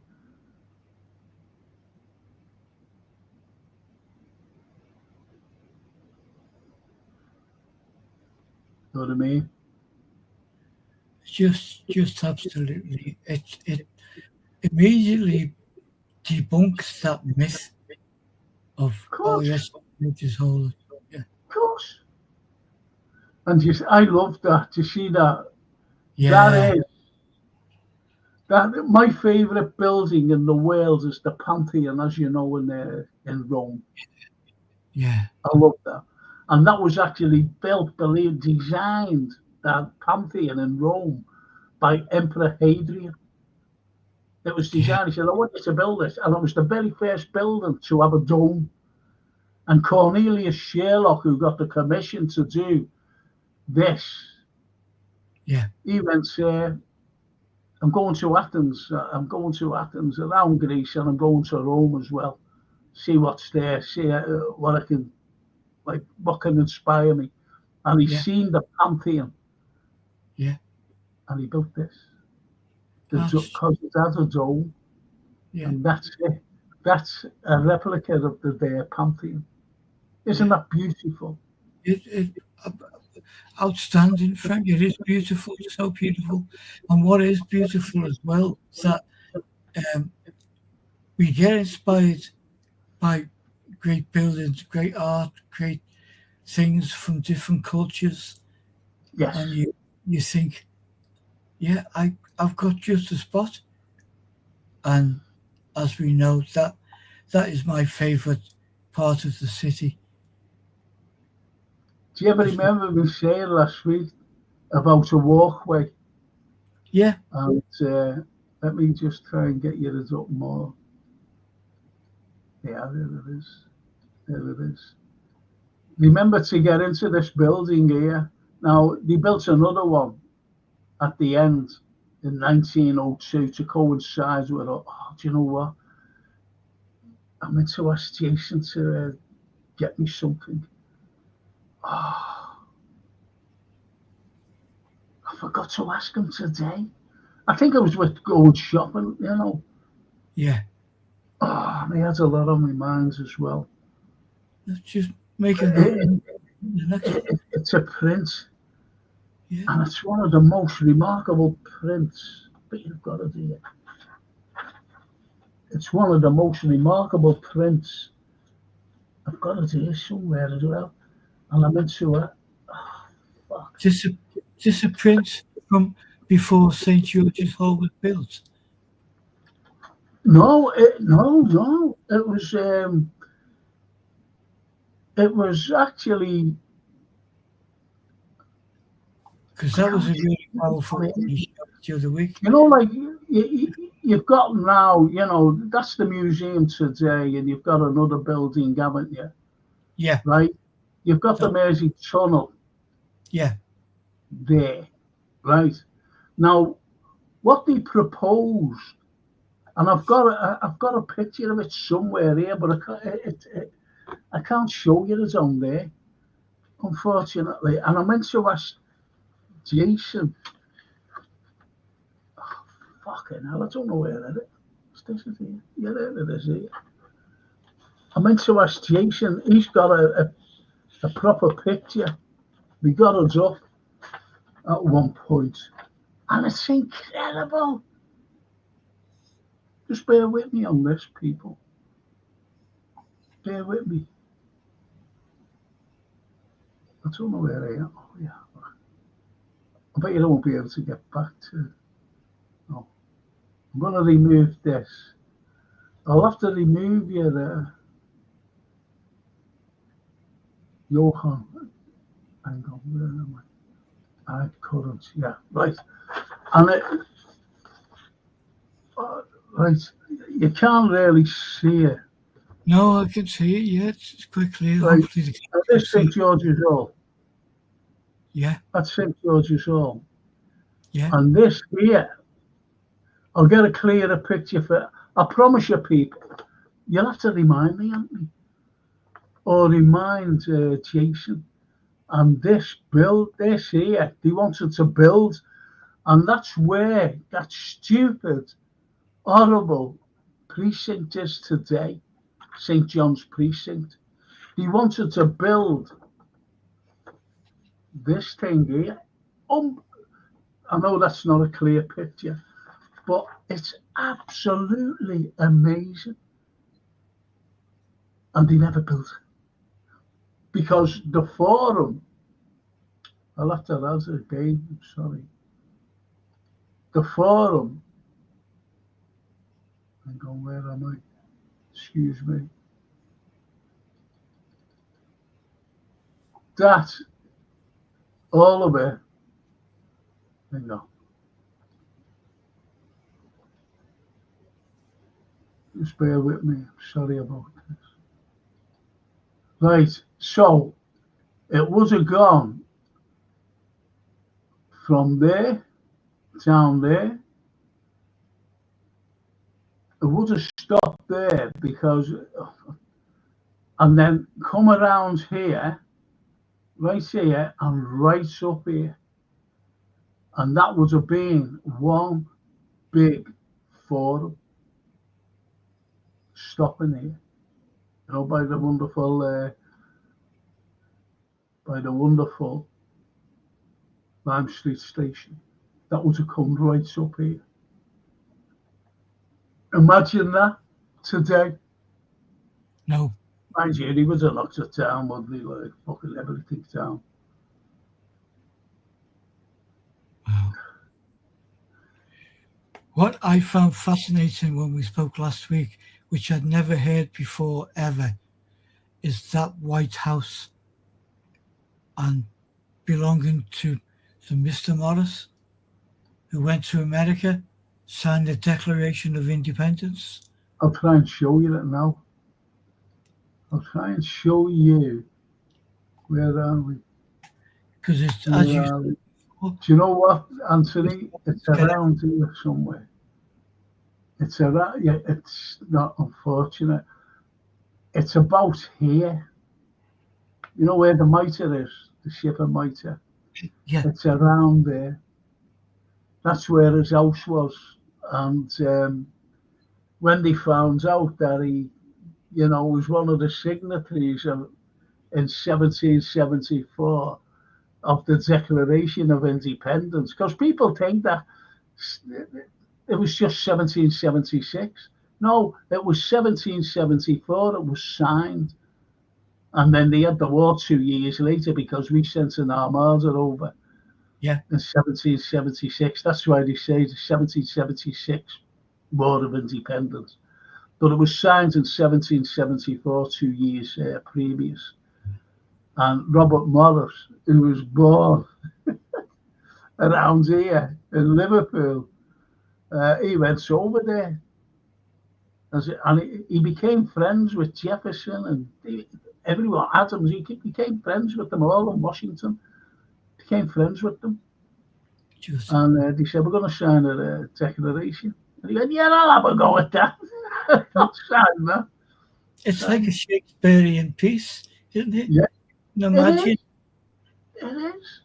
And they knocked his house down. So, because a captain came over and he went, fucking fella over there named Robert Morris, Scouser. Yeah. Knock his house down. So he knocked his birthplace down. And you've got, you know, Truman Street, don't you? Just by the ship of mitre. You've got a wonderful, they built in honour, not in honour of him, but in honour of knocking it down, you know, this traitor's home. So they built a massive mansion, and it was the first mansion in Dale Street, and it's beautiful. Do you know when you show people and go, yeah, I love it. Yeah. And you can actually see the mansion itself. You can see where the servants lived, and you could see where the stables were. It's incredible, as you know. Amazing. So it's, there's Karen Kariaka. Hey, Karen. Sorry, sweetheart.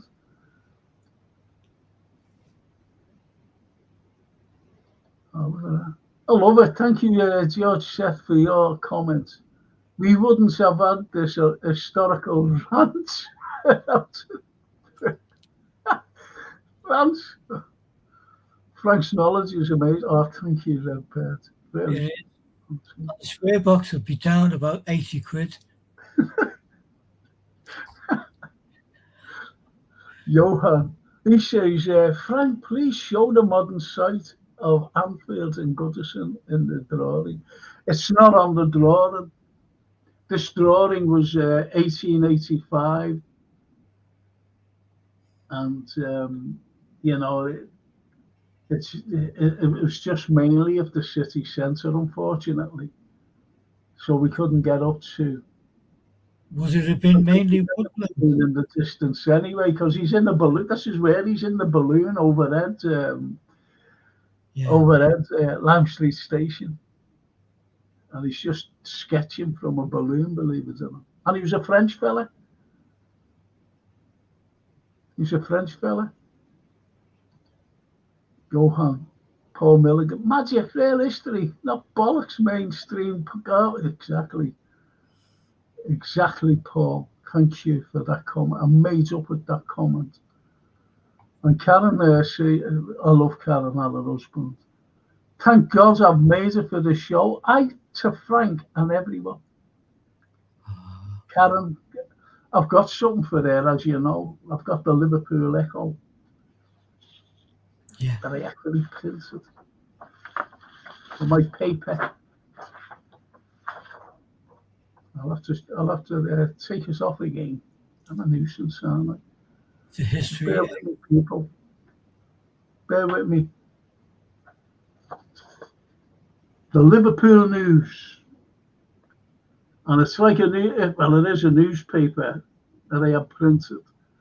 And it's all the Liverpool News. And it gives you little insights into, like you're reading a newspaper, but it's so full of history. You know, look, King John gives the Mersey fishing village his royal charter, and at the top it says, Prince Rupert Cavaliers for Liverpool. See, but that's when they took over anyway. And an article about the sailors' strike, isn't it? Yeah. Storm Town Hall. Yeah. And hang on. Famine pushes up the city's population by nearly 40%. And that's when the Irish came over in 1847 after the potato blight. It's shocking what they did to the Irish. Absolutely shocking. Absolutely, yeah. And as you know, I've got things. I've got. I was looking for the full readout. I was looking for the full readout about what the papers were saying here in Liverpool about the Irish, and it was shocking. Yeah. And there was one. I'm not say the big paragraphs, and one of them said there's a yarn between the Negro and the gorilla,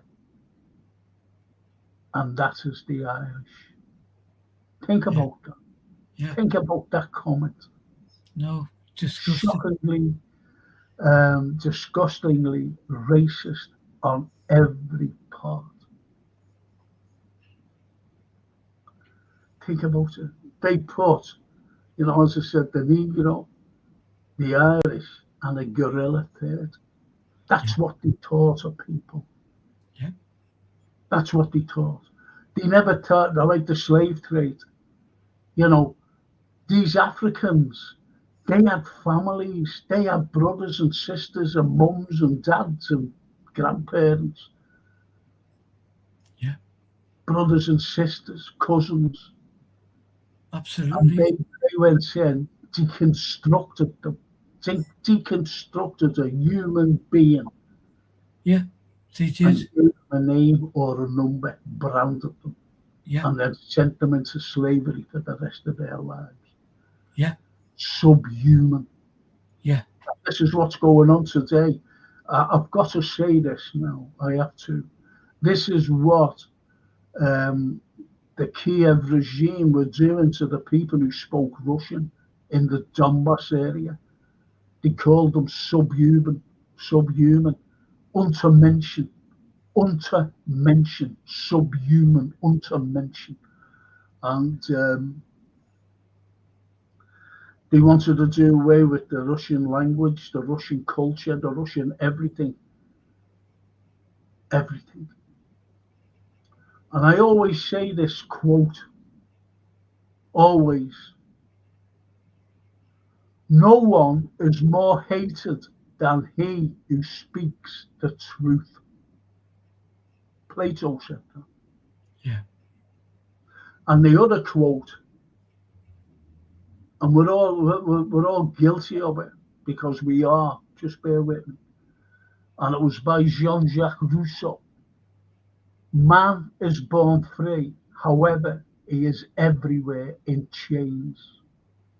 And we are. We're chained. We can't fucking say nothing, do anything, or anything, or you go to jail. Yeah. You can't even criticise our bloody councillors. Well, most of us make chains of our own Of making, course we do. and we walk around not seeing anything, not hearing anything. Just, I'm all right, See Jack. no evil, speak no evil, hear no evil. Now, Yeah. you know that I'm you know Dickens, I'm a specialist on Dickens, as you know. And Dickens, when he writes about the underlying themes, the underbelly of what's going on. Now, he wrote it simply for, we couldn't read. You know, you're talking mid-19th century, no education for us. So it was for the middle classes. Yeah. And someone asked me, well, why does he write, you know, this? Because I said Oliver Twist was born in a workhouse, educated in a workhouse. Yet he spoke with a fine English accent, and he had a wide range vocabulary, rather than, here, mister, here, can I help you? You know, none of that. None of that. He had a wide range vocabulary and spoke like a perfect English as a child. Because people believe going back then, Anthony, if you were born into a middle class family, the education was already there. You didn't need to go to school. Hence, Oliver Twist being there. Yeah. Albeit he was a champion for the underprivileged, Charles Dickens. But he believed it. He actually believed in it. Like a lot of other people believe in things that, you know, that are said in that time. Yeah. And I always remember Kenny Dalglish when I was up there. I was at a function at the Anglican Cathedral and Jimmy McGovern. And I went over to, I said, Kenny. And he went, hello, Frank. I went, oh, do you know me? And I said, did you tell him my name? And he went, no. He said, no. He said, I used to watch, I watched at the time, LFC TV. You were always on. I said, oh, thanks. He said, I liked your content. I said, did you? Honestly, he said, yeah. And I told him about Oliver Twist. Yeah. Told, honestly. And through the night, when he was talking to other people, he was going, Frank, oh, what? What was Oliver Twist? A Scouser. He said, yeah, I told you he did. Oliver Twist was a Scouser. because they don't know the full story, do they? And one day I'll give you the full story of a fellow who won one of these. One of these.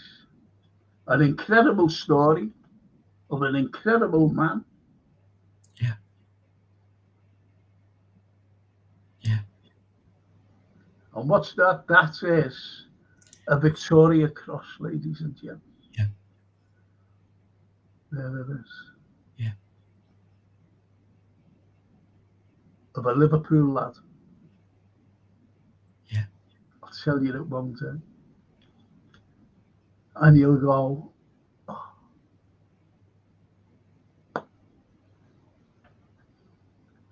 Do you know when I was on the telly, was it last year? I never ever watched myself, as you know. Yeah. You know, on that Channel 5 thing, and I was talking about Dickens. The Scottish lady, yeah. And they went, will you talk about that? We want to do a programme about it. You know, we can't do it now. I said, yeah. So I might do it this year, apparently. And it's an incredible story. And Dickens knew. He wrote about it. Through Oliver Twist, ladies and gentlemen. Gary the Rigby. The old St. John's Market was better. I don't know why they knocked that down either. Gary, I mentioned about exchange flags being built by. If Jason was here, he'd be showing you pictures, which is, he's not here. He'd be putting them up, wouldn't he, Anthony? He would before you even mentioned them. Yeah, once we mention them, once you mention them, he'd be putting them up. The likes of the entrance of the Central Station. Yeah. Central Station, you know, the entrance there, all Romanesque.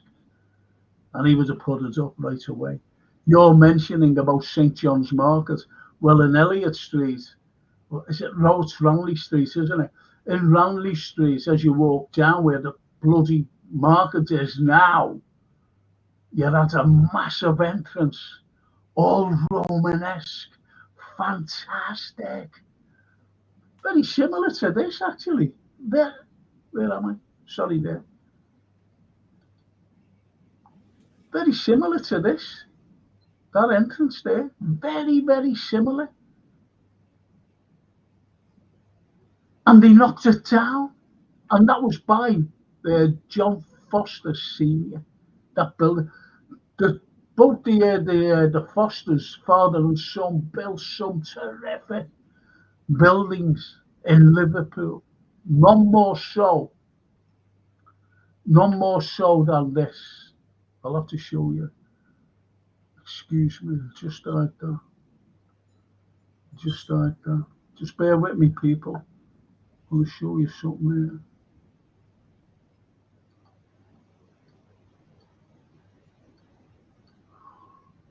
Let's zoom out there.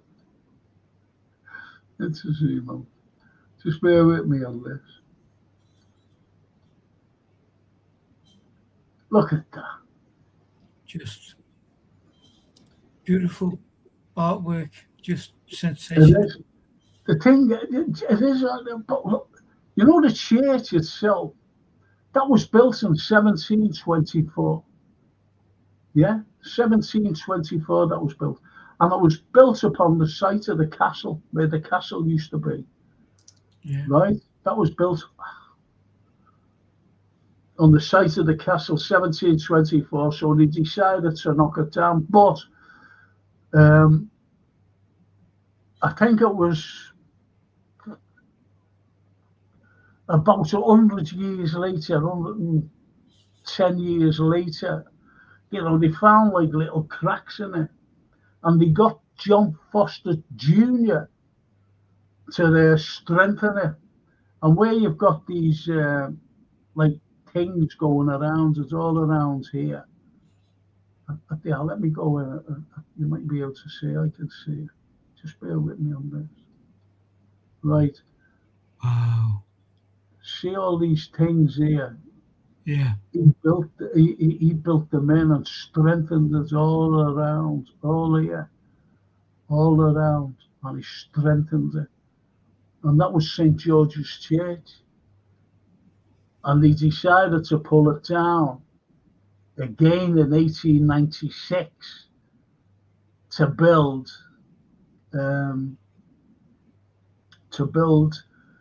Victoria's Monument, which we see today. Why didn't they leave that? Why didn't they leave? Do you know what? I'm sorry there before. Just bear with me, people. I won't be a minute doing this. Right? When I showed you this, and I said, where's this? That was St. Peter's Church. I'm awfully sorry I didn't tell you. That was St. Peter's Church. Now, Yeah. St. Peter's Church, when Liverpool got its city status, they said, you better build a cathedral because all cities have cathedrals. So he went, yeah, all right. So St. Peter's Church became the pro-cathedral, the provisional cathedral here in Liverpool. That was St. Peter's. As I said, it was built in 1701. And so when the cathedral was being built, they decided to pull it down this year in 1923. So they never had a pro-cathedral after that, after knocking down St. Peter's. So let me just show you this, and I'll show you something else. Just bear with me, boys and girls. And it's this.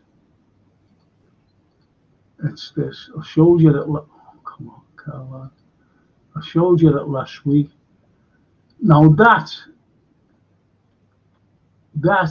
is the custom house.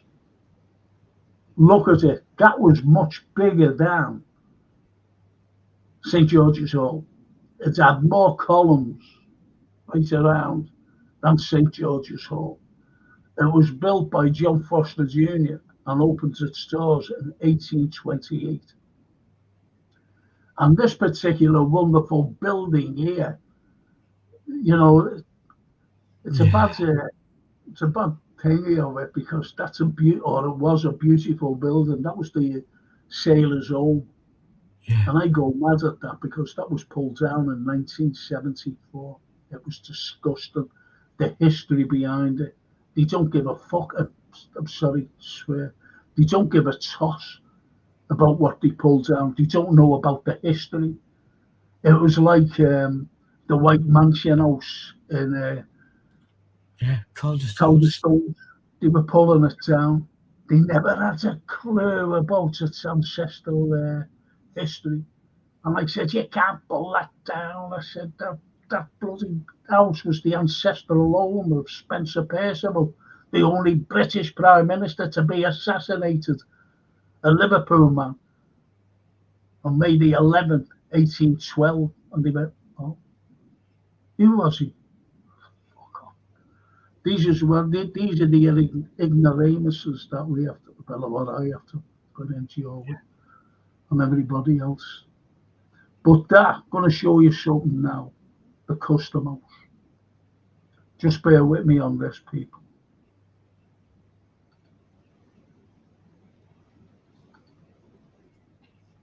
There it is.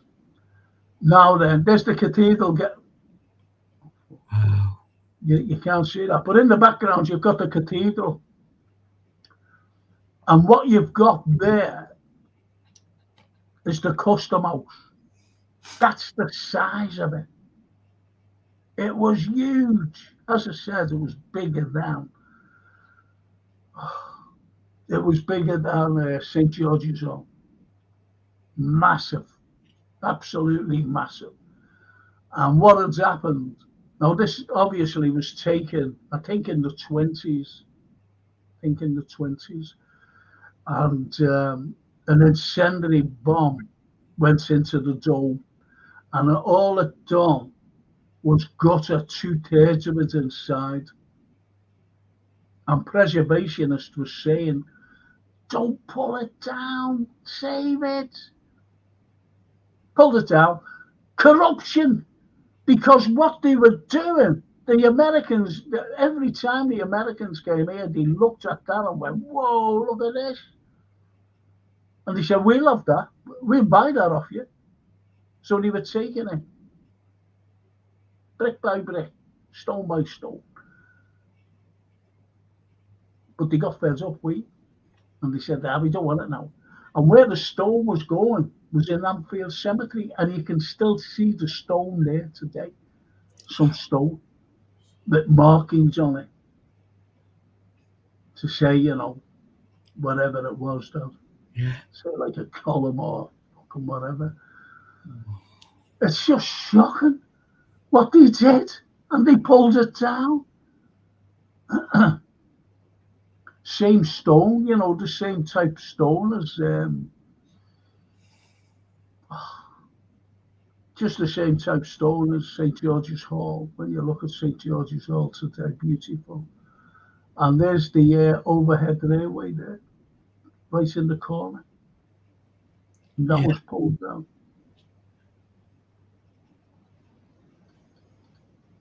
All for the sake, not of time, but of greed. That's all.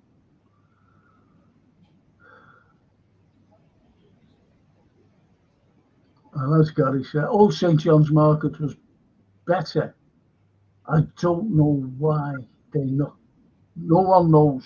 It's greed. It's all corruption. They wanted to build a market, get people there. Oh, we'll be all right. Industry, business, money. Money, that's all it is, Anthony. Deal done. Incredible art. The more you look at, the more comes into focus and detail. Thank you. Yeah. Stunning, says the Redbird. Yeah. Paul Miller. Redbird agree wholeheartedly. Paul. That's nice. Johan. It's horrific. It's horrific. Yeah. Of course it is. And Johan. In India, during the Raj, what people don't, they just say the Raj, but they don't know what the word means. It means rule. Rule. It means rule. So rather than say, the British rule, they give it the Indian name of Raj, which sounds a lot better and more exotic. But it's slaughter. Let's see what he says. In India, during the Raj, the established British only cafes where they had signs outside saying no dogs and no Indians. We had one here saying no Negroes and no Irish. Yeah. The colonial regime has been racist towards everyone they've ever ruled. Absolutely, Johan. Yeah. Absolutely. Of course. Great comment. Yeah. Wonderful comment. Beautiful comment. Karen, Frank, your passion is felt by us. Oh, thank you. But I'm sorry for swearing, Karen. You don't deserve swearing. There's your paper here as well. I've just showed the paper. I've got you the paper, as you know. You'll have to come down and see me, but come down in the next couple of weeks. And George says, Frank, brilliantly educational tonight, as always. I hope my earlier comment and raise your blood pressure too much. Most of them. Who's in the pot? Sir Francis Carlyle. Without you, George. I've just been lighted by a Manchester United fan. Hey. You wouldn't believe that, would you? That is the Anfield Road. Good evening, gentlemen, and chat. Anthony, look. Good evening, Anthony. The Anfield Road. George said, the VC, how apt and current will them all being from a captured Crimean cannon? Yes.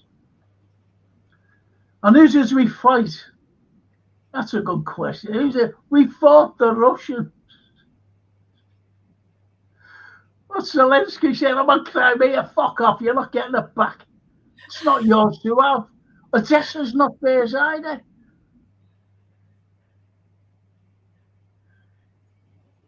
So, do you know what? Honestly, people say to me, you know, oh, you must support. I don't support anybody. I just look at how it all started. That's the way I look at it. How it started. I tear away at the propaganda that's there and right in our faces every day. That's why I don't. Ever since 1969, 89, I don't follow the British press because of the lies and cover-ups and everything else. And think about it, about 1989. Yeah. British press is terrible for propaganda. You don't bow down. Elite, filthy, rich psychopaths are mainly running the show, yet we, the real majority, are strengthened in unity. That's why I was listening to some fucking dopes, you know, some scousers as well, you know. This is what I was listening to. And today, and it says, you know, like about the scousers. Scouts not English, you know, and all this. Yeah. And I didn't know, it was done a few years back. So I was listening to them and they go, well, you know, it's all accent. Why are they fucking talking like that? And they even talk like that about when they're talking, you know, talking about a match, because these are fucking football fans, football pods. Yeah, you know, and one fella, arsehole, said, yeah, when I went to Leeds University, and someone went, oh, you're a scout. He said, and I was proud of that. Why are you fucking talking like that? Yeah. Fucking ridiculous. Spreading a myth. Fucking hell.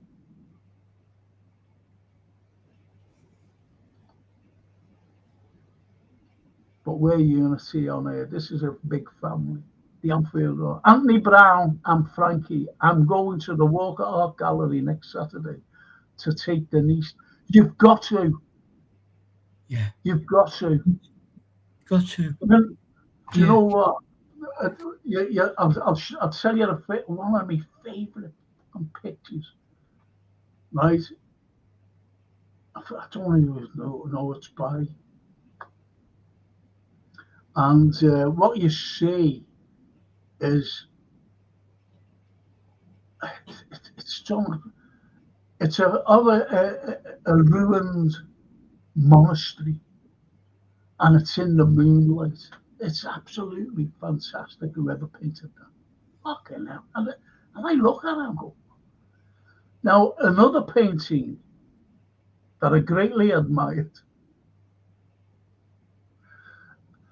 I bumped off school once, and I went to the Walker Gallery. And I went up the stairs, and all of that, I loved it. And I used to just lean my head on the, because I'm only a kid, my little kid. And I used to lean my head on the railing like that, looking at this picture. Oh, Can I guess what the picture was? go on. Napoleon. Was it the big Napoleon one? No, what it was, at the top of the stairs, I went down on the bed. And I got the smack over my head then, you know. What are you doing here? You in? And I said, I missed that. I came along, they told me that you were here, and I wasn't like, thanks to you. And he said, you see me when you get back. Anyway, yes, enjoyed the class. They were all laughing at me. But you know what I was looking at? Samson and Delilah. Oh, well, yeah. And you see Delilah, you know, like, and I'm like, so when you go there, Anfield, and have a look at Samson and Delilah at the top of the stairs on the right hand side, and you'll see what Frank meant. Yeah. Yeah, some wonderful pieces there. I loved them. I loved them. I loved the Walker Gallery. Fantastic. Yeah, me too. Me too. We'd lined up the heads to go there, so your head would have been there. And then for some unforeseen reason on their side, not Yeah. wanting to do with us, it was pulled. And instead, we got the Maritime Museum. Yes. Yeah. Yeah. A Maritime. Yeah. A touch of classism, I think.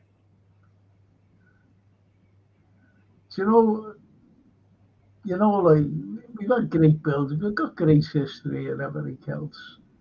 And when you delve into it, I'm talking about history. When you delve into it, what you've got all these wonderful people who criticize history and try to change history, if you know what I mean.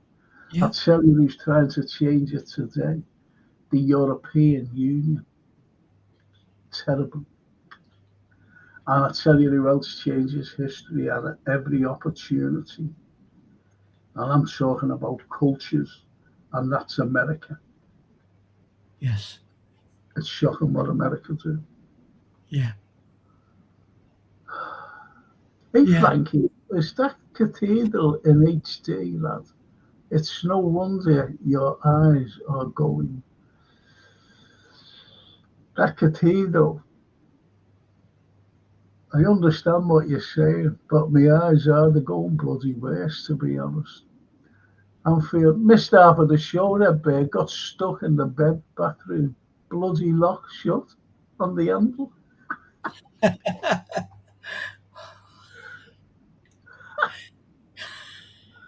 Oh, you missed it. It was great, Anfield. He had a great guest on before as well. We had what's his name, Daniel Craig, because I asked Daniel.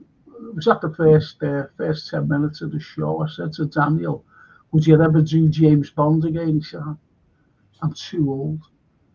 He said, "I'm too old now. I would have liked to have done more." He said, "Did you like James Bond?" And I went, "I loved James Bond. Watched all the Bond films. The only Bond films I never watched was you, Craig." And he thought it was messing, didn't he? And he thought it was messing. I said, "No, not messing."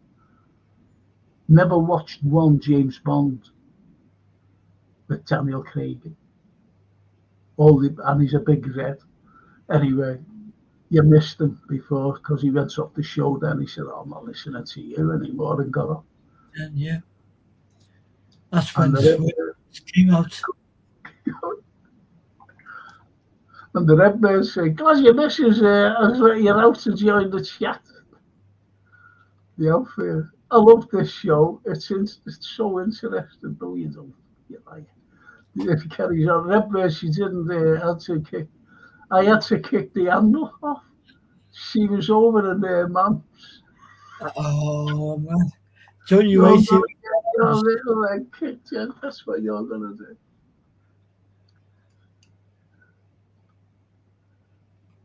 Does she always lock you in when she goes out, though? Yes, she must do. Oh, that's nice.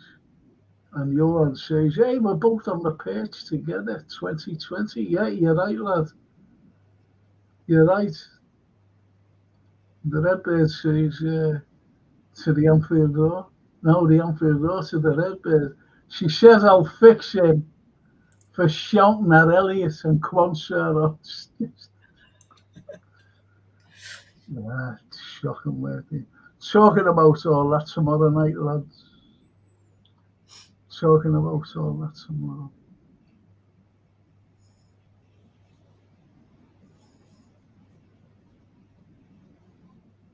Gary says, I don't know why House of Towners have a very low opinion of Scousers. I think they are being it's not only of Scousers, we've been brainwashed on everything. Yeah. Everything. We've been brainwashed. You're getting brainwashed today. Yeah. You're getting brainwashed today. You know, that's what I mean about what's going on in Ukraine. Everybody's loving this fucking Zelensky. He's a fucking terrible man, him. And I'm not just saying that. He's a horrible man. And he gate crashed the Pope's fucking funeral, for God's sake, and demanded a fucking meeting with Trump. And soft Trump said, yeah, okay, give him 15 minutes. And he wasn't invited. I blame the Vatican. They should have said, what the fuck are you doing? Go on, fuck off. And in a cardinal and putting 2 fucking chairs out for him in the middle of the Vatican. It undermined the funeral of the Pope, His Holiness the Pope.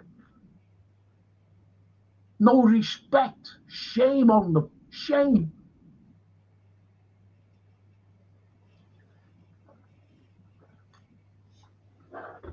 The Italians are going mad over it. He made it into a political fucking clown show. Yeah. Yeah, it is. Yeah. Redbird cheers everything. George said. Anthony, may I ask you a question, please? Is it possible to separate the artist from the art? That's a cracker. As I have always loved Dali's art, but I loathe what he was politically. It's, I would have to say, George, if the artist is true, i.e., not a bullshitter, not in the many league. In this day and age, there are not many original artists, musicians, writers. They're all copy and paste. I despise that. But what you've got to bear in mind that if these guys, and Charlie was original, as was Picasso, they're not very likable as people. Their art, they kind of let talk for them. But that goes on for years. But they were original and they were absolutely mesmerizing and inspirational. Michelangelo was a gifted genius, but he's not a very nice person. So we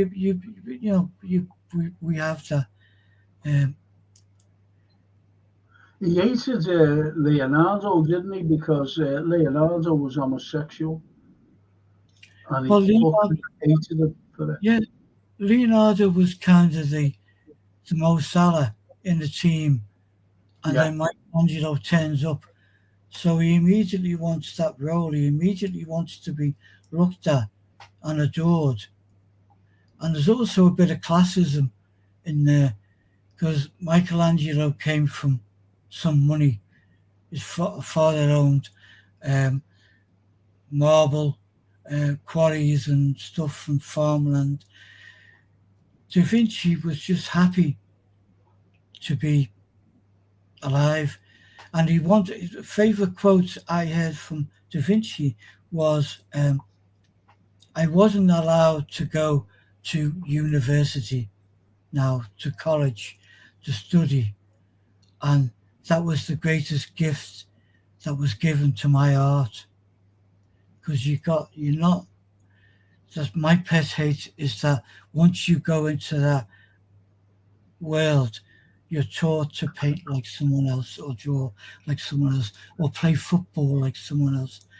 This is why some of the greatest players in the world are just street kids. Pele. No, he's like that. Yeah, they didn't learn that from an academy. They were street kids. And the same with Leonardo da Vinci with his art. I love Da Vinci. I love him. He was a great visionary. I was reading about him today, just as I do most days, and just just amazing. So in modern days, you can't separate the artist from the art. because they're con artists. They're in it for the money. So Yeah. people, another pink sheep riding a motorbike, it's a con. It's bandwagon, isn't it? It's Yes. bandwagon. Let me just get onto this here, and I think he says everything the Anfield Road. But Johan says to George, I enjoy Ginsberg's poetry, but I hate him as a person. A question I have pondered upon as well. Is that Serge Ginsberg? Well, I'll tell you what to read, Johan. Read William Blake. Read both his songs of innocence and experience. Yeah. And that was written in 1774. And try and get the book, or online, whatever, the Book of Tell, Thell. Yeah. There's a meaning to that. The Book of Tell. That means the Book of Hell. And they're all drawings. They're incredible drawings, aren't they, Anthony?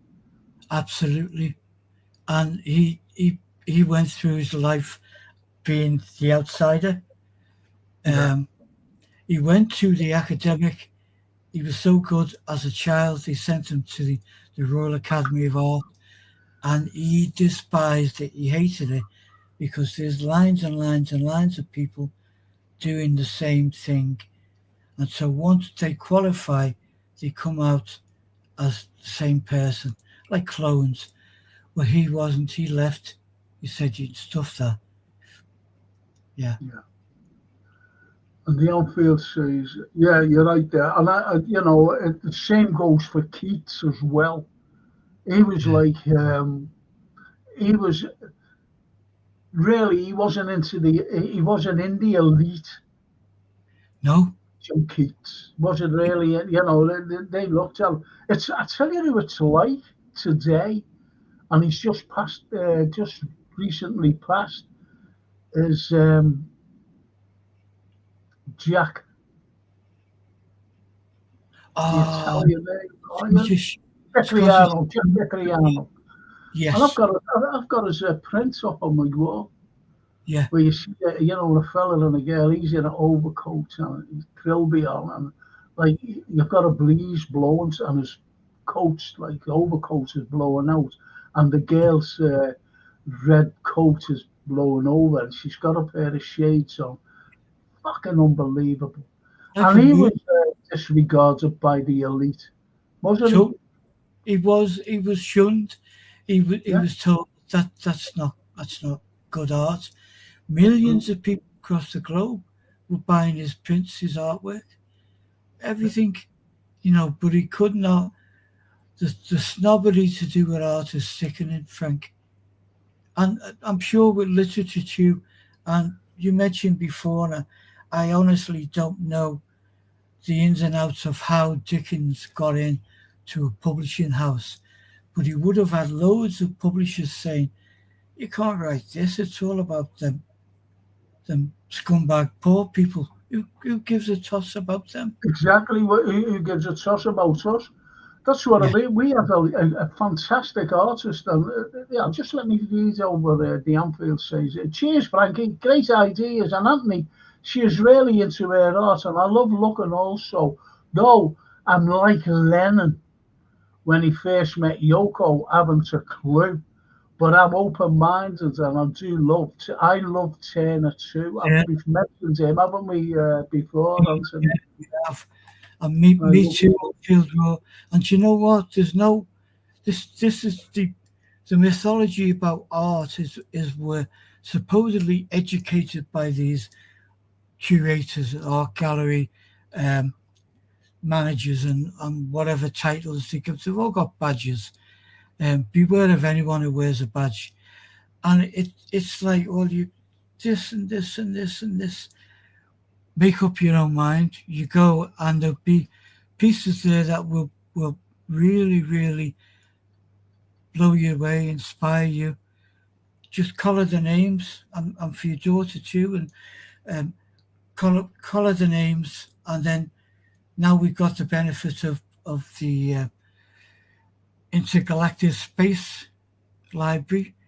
Just read about, there's some tremendous Liverpool-born, not all famous artists whose work is housed. I forget this artist's name, and I'm going to hit the nail on the head. What you're saying, and you'll be able to see it at Anfield, and you'll see. Oh God, blimey, I forgot his fucking name. And you see three lions. You see, and it's called the Three Lions. And this wonderful artist, Liverpool artist, painted it. Oh, what's his fucking name? Anyway, he has an exhibition in London, and this fella named Hardy, this big London critic, he was going around and he was looking, he was going, oh, isn't that wonderful? Oh, and then, who's the artist? And they told him his name, and he had a funny name. Oh, what's his name? A typical northern name. And he went, oh, no, this is awful, this. He couldn't have painted that. No, the painting's here. I've got a secondary. No. No, my critique now is it's not that good. That's what they fucking like about snobbery. That's what they like now, today. That's what they like. But I'm sure you love it. Hate snobs. I really loathe snobs. I was told when I got everything to change my accent immediately. I even they wanted me to do a thing with that Oliver fella, an history thing on the telly. And I went down, and the head of the BBC said, oh, we can't have him, listen to his accent. That's true, man. His accent. Me. So I hate snobs. Who's your favourite Bond? Says Toscana. I'm going to tell you my favourite Bond. And this fella, funny enough, I interviewed Daniel Craig's granddad years ago, and he told me about it. And when he went into intelligence, his mate became Ian Fleming. Now, James Bond was actually, I'll tell you what it was like. Excuse me, I've got this pain in my arm again. It was like anything else, when you research things. No, I didn't know this. And it's only like Sir Arthur Conan Doyle when he visualized Sherlock Holmes. Now, he couldn't visualize him, and he was sitting there, and he thought of this fella when he was at university. He went, I'll base it on him, because this fella, fellow student, tall man, long nose, slick back hair, because in those days, Victorian times, you had these mad heads, and you can see them on old photos, and big mad beards. He didn't. He just had clean shaven, slick back hair, and he used to detect at university. He used to try and solve things, even their pilfering at university. He used to solve them. So he based Bond on him, tall, long nose, very, long, thin face. And it was Basil Rathbone. He was the perfect thing for Basil Rathbone. Yeah. Yes, you see, so Basil Rathbone was a fantastic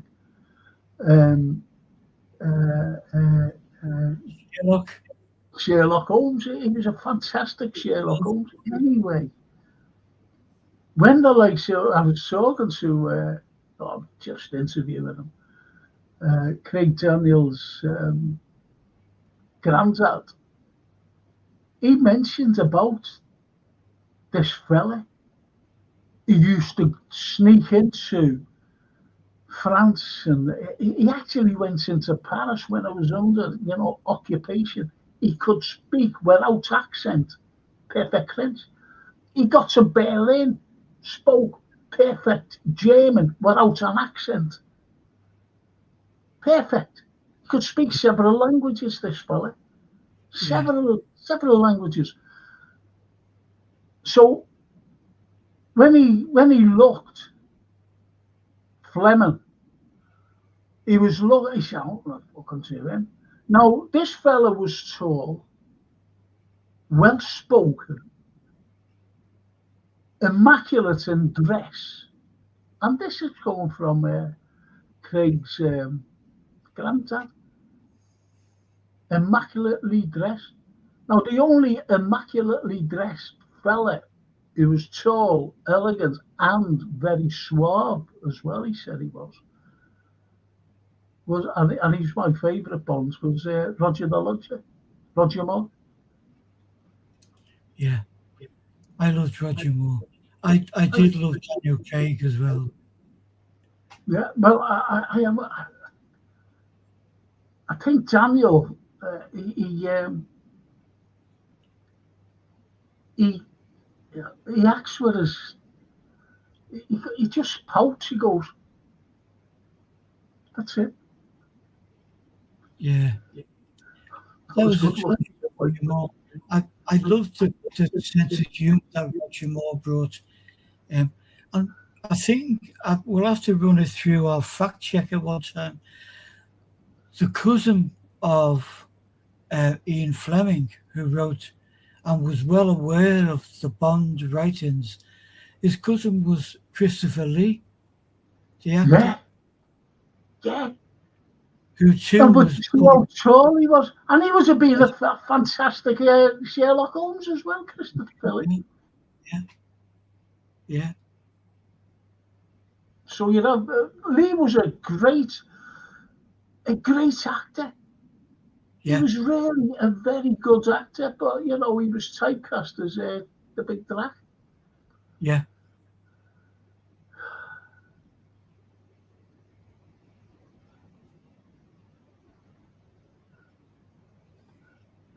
Red Birds, I'm always like Unibond.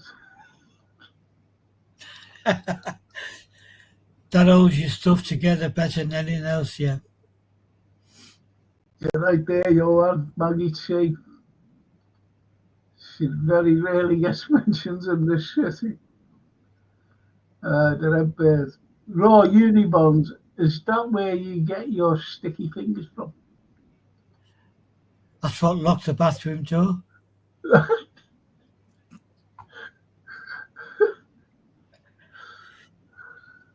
The outfield.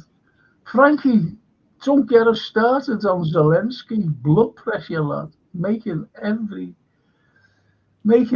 get together about him. No, unbelievable. The scam he is getting away with is disrespected. Yeah, the Italians, yeah. The Italian people, they were fucking that von der Leyen, that fucking monster. She said, we'll get sanctions on you. I'm doing all this to the Italians if she didn't comply, Giorgia Meloni, to the EU rules. You've only got to look at, like today, with that Kalen Georgescu, who a couple of months ago, he was going to hands down win the Romanian election. Now this fella's won it today or yesterday, named Simeon, and Simeon says, "I don't want to put more. I just want our people to be happy. I don't want to be going to fucking wars. I want my sovereign state to stay neutral and to trade with everybody." Yeah. But they didn't like that. This fella said it. He said it. But the EU doesn't like it, and I wouldn't be surprised if they over fucking turned. This is a democracy we're living in by overturning elections, by having regime change.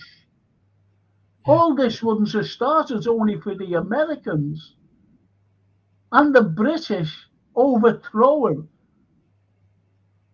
a democratically elected government, Ukrainian government, in 2014. They overthrew. Yeah. Because he liked trading with Russia. They fucking hate Russia. What for? What's a Russia never done to me? Nothing. Never done anything to you. We could all be speaking German today without the Soviets and Marshal Zhukov. Oh, fuck.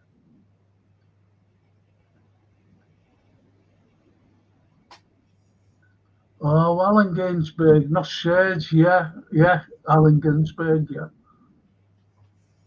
yeah. Thanks, Johan. Put me straight. Thank you. Yeah. Well, William Blake, powerful words. Considering the time he was born and bred Yeah. and lived. Look at what Johan said. We really need a swear council on stuff like the PL scoreline. Well, don't look at me football things. Oh, lovely. Well, anyway, we've been on for an hour and a half, and I still haven't got through everything, which is a shame. The Anfield. Thank you, Anthony, for your helpful inclusion into the world of art. I'm looking forward to it. Years I've lived in our city and never gone, what? But now with my niece, I have an excuse for some culture. You'll be enjoy it and feel it, and really, it's just you like what you see, what attracts you, like music, it's like everything, you know. You will love it. Yeah, there's some incredible historic pieces in there. There's a particular portrait of, and I'm not, forgive me, I'm not up to date with all the names. I did read them, but when Napoleon was at his height, there was a French artist who painted 5 portraits, the same portrait 5 times, which was very, what we would now call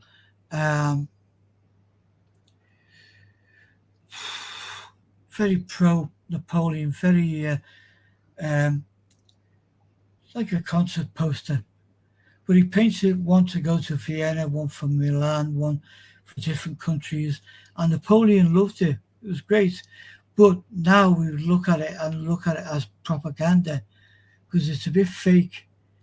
And there was a British collector who commented on this and said to another French artist, I would love to see a painting which was just real, just the real, true to history.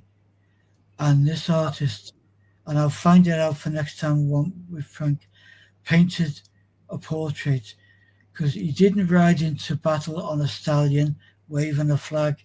He rode into battle on a donkey because some of the terrain into the battleland was so fierce. So this painting in the Walker, as you walk in and up the stairs, you'll see it, and it's majestic, but it's the real deal. It's real to history, and it's true to the artist's interpretation of. Well, do you know? You know this. When soldiers went to war, no matter what, even the Romans, for example, they always had artists drawing, sketching the battles and whatever. You always had them. Then the photographers came out, and they started taking photographs of battles. But you always had great artists. You do. Now, is it true that? Yeah, there's me, for example. Francine, when she was a little girl, said, will you paint me a monkey? And I went, yeah. So, not paint me a monkey, you might draw me a monkey. And I went, yeah. So I drew this monkey, but it turns out to be a lion. Couldn't draw the fucking monkey. I said, but that's not a monkey. I said, but it looks like one. She said, it doesn't look like a lion, it's a lion. You're lying to me.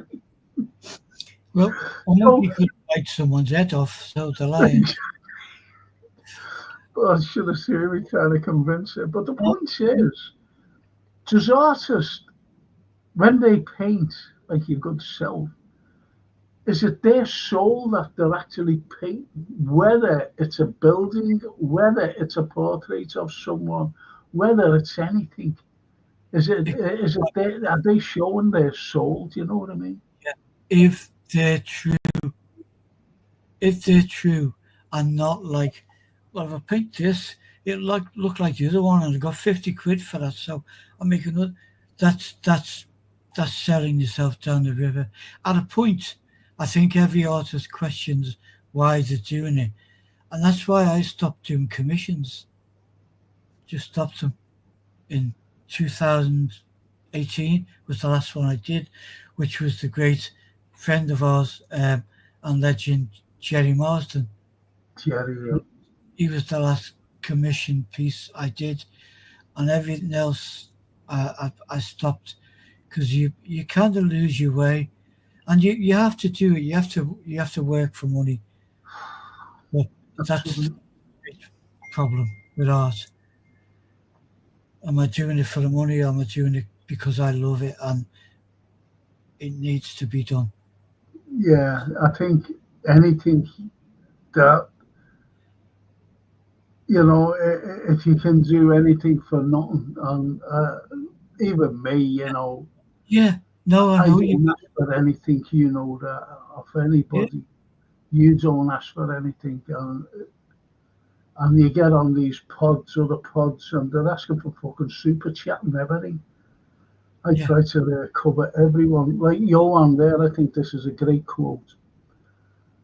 Love your past, but embrace the present. I love that. Yeah. I love that. Yeah. And the Anfield Raw says exactly spot on that. I'm so pleased my niece, who was a teenager, is into our past also as the present. Yeah. Cracking. Wonderful comment. Yeah. And, beautiful feeling, isn't it? Passing down traditions. Yeah. We've got no bloody traditions anymore. Anthony, you're so right, says George Seth. Whichever art that you like 20 years ago, I first got into Basque. Yeah. Many people hate his child, like the exuberance, but I adore his vibrancy and colour. I've never heard of the chap. Different things inspire us in different ways, George. History inspires me to paint. When you first got on, and I'd heard of him, but we did a program could be about 2 years ago now, Frank, where you mentioned William Blake, and you read a poem from William Blake. And I think I phoned you up the next day and said, you put me on something now. Mm-hmm. And Lainey and the girls went out and bought me different books, and I jumped online, bought some second-hand books. And it's from that dialogue that we had that is one that I want to paint. Just because I want to explore the things in him that I aspire to. Yeah. He didn't give us, when they were saying he's obviously deranged, he's insane, he's lunatic, and he was just blanked from society outside. William Blake. That's why he wrote the book itself, or drew the book itself. And the great ironic thing is, what do we do after every civil service, massive big events? They play Jerusalem. which he wrote as a poem. I don't think he'd have been exactly chuffed that those in the hierarchy who dismissed him are now, there they are, got his lyrics, singing along. It's a, The Anfield. I always think to myself, these youngsters today are obnoxious. But I tell you what, compared to some areas, there's some good kids out there. It's up to cities like Liverpool or Manchester to keep it up. But we're in the north, we're ignored. The only thing is negativity coming out, no yeah, matter how you look at it. Negativity. You wrote, I was listening to someone today, and I don't know who it was, and he said he'd been living in London. I think he was Asian. He'd been living in London for 22 years or something, and he said people won't talk to me. He said they just ignore you. And we've always found that out about, there is a terrible north-south divide because yes, we're more open to people. We're yeah. more, our arts are there and we pour our arts out rather than these stuffed Yeah. up things down south. I think we do connect to some people, but I think you're absolutely right there. And I think it was Karen who said earlier on about your passion for history. That's kind of the key to what makes a Scouser, because we grew up through that. We didn't grow up and go to school and say, "Oh, we're so passionate about that city." We grew up and we heard about from our nans and granddads and our mums and dads, God bless them, and our family that would tell us the stories and keep our feet on the ground. And I think that stays with us, whatever Yeah. we live. And it's wonderful that Anfield is going with his niece tomorrow, and it is about that sharing of information, handing over the Well, bat. our little Sophia, um, she injured her knee, and her mother kept her off school. She said, "I want to go to school, Mum," because she loves school. She just loves school. She loves her little mates and being there. And Yeah, they all want to learn. Everyone. She's doing the Romans, and I said, if I get better, I'm going to take you to Rome, you and your mum to Rome to show you the Forum and my favourite building. And she was, will you, Granddad? I said, yeah. I promise you that, sweetheart. I'll take you. Because she loves that, and she always asks me questions about, Roman emperors and whatever. So it's nice that the likes of Anfield Rose niece, yeah, is into art, and she wants to go, and he's never been in there. So and now it's the first time that he's going to go in and brilliant, have a look at the wonderful gallery. brilliant. That's just fantastic. I can't believe it. And Johan says, creating a vicious cycle of crime and yes. Yeah, Adulation, yes. yeah. Porcelain gold. That's true, lad. Very true about those good kids out there. Yeah, There are good and bad everywhere. But the unfortunate thing is, there's so many bad ones. They've got no because it's the easy no option. respect. There's no It's fucking respect.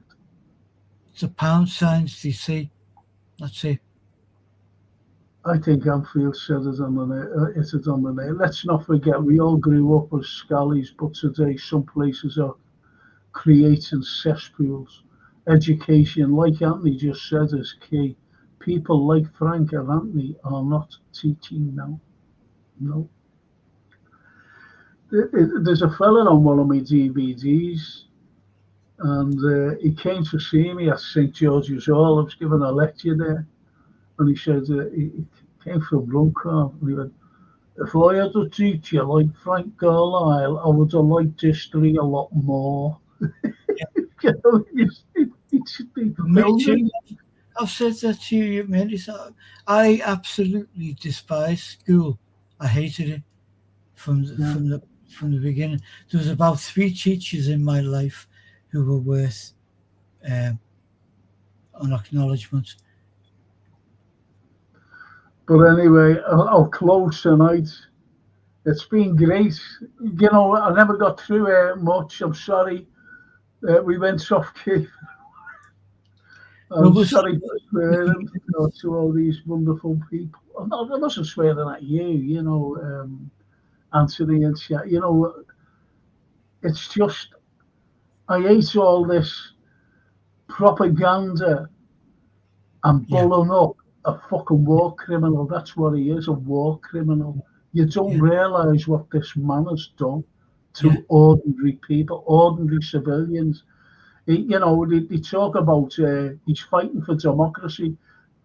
What you never hear in the fucking Western press is Zelensky has locked up all his opposition, closed down all the media and television companies that were against him. He shut everybody up. They can't say anything. More Ukrainians want this war stopped. And this is what you don't hear of. It's wrong. And they're all bullying this fella up, but it's corrupt because it's a big washing machine for money laundering. Is Ukraine. We'll be there on Friday to listen to you and David and the chat. And the Anfield says, "Great show, lads, and chat. Sorry if I took a convo." And no, Anfield, it's like everything else, but it coincides with history. It really does. Yeah. It really does coincide. Everything is history. No matter what you talk about. Christopher, like Frank and Anthony, and everyone, up the Reds. Good night, Christopher. And isn't the average enlisted age like 54 or something? Yeah, it's more. There was a fella. I was looking at the Telegram channel, but you don't want to go on that. The images are fucking horrendous. They really are. They'll make you sick. So I was watching YouTube, and they had this lad, this fella, captured, and he was talking. And I'm looking at him and I'm going, how old is he? He was 64 years of age. 64, Anthony. They fucking dragged him off the streets and put him up the fucking front line. Jeez. 64, they're dragging kids off the street. It's shocking what they're doing in Kiev. Anyway. It's terrible, Johan. And Toscana. Great chat. Where else can you find Liverpool, Man United, Leeds fans chatting about anything? And yes. Yes. Yeah. Toscana, I love you. Will you marry me? It's a simple question, yes or no. She speaks the same language as me. Italiano. And the Anfield. I'll report back next Monday on my cultural visit. Cheers, Frank. And no, do that. We want you to do that. Please do. You've got to go. There's a painting. There's a painting, and it's a beautiful painting of the death knell or the death throes of Nelson. Yeah. And on the right, on his left, this is Nelson. On his left to Nelson, you see Hardy. Now Hardy, he's looking down at him, and Nelson's looking up at him. And you know where you get the old kiss me Hardy, kiss me Hardy. That wasn't fucking kiss me. It was kismet, fate. because a Liverpool lad said to him, captain, loads of captains of the ship, and he said, whatever you do, don't put on your medals. He said, no, I want my lads to see I'm there with them. That's what he said. So he wore his big fucking medal, you see him.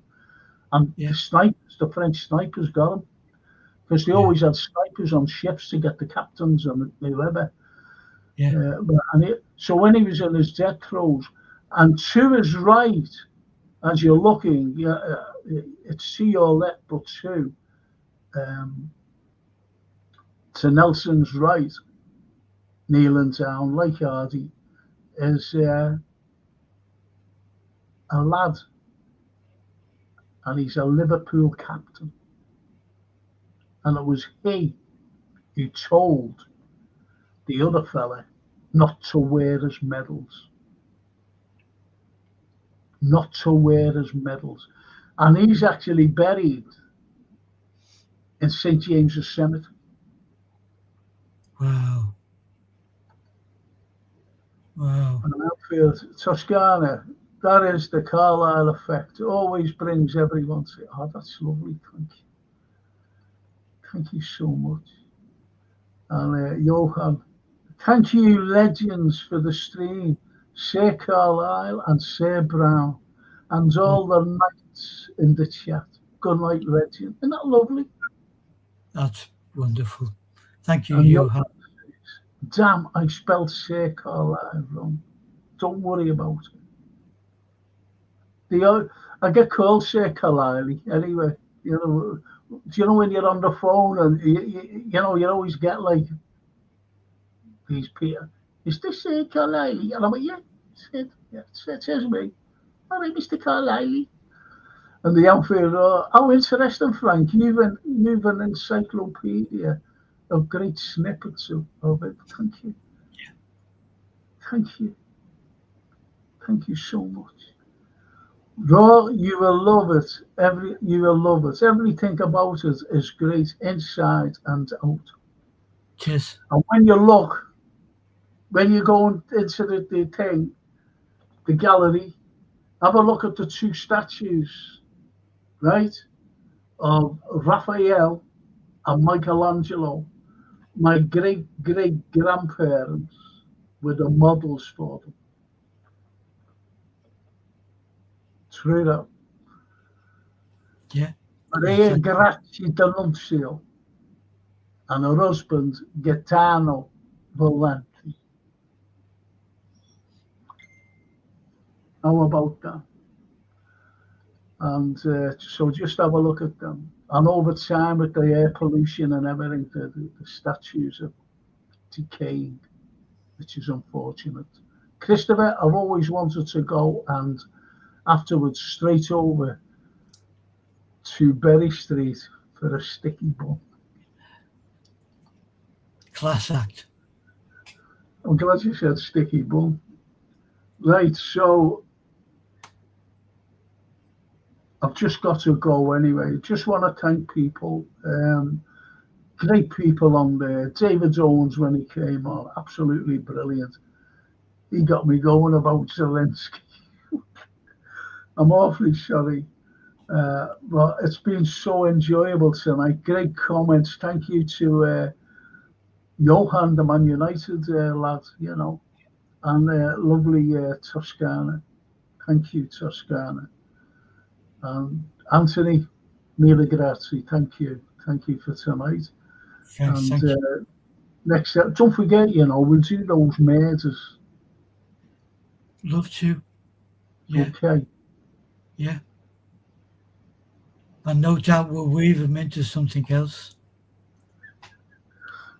Look at the unfair. Nice show. Great show. Daniel Craig, you didn't mention him, Frankie.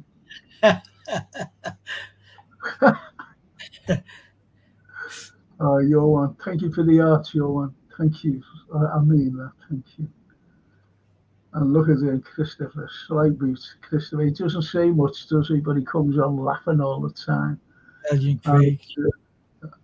also, we've got to thank the wonderful Jason for setting everything up, putting the maps up, which I never got through. unfortunately.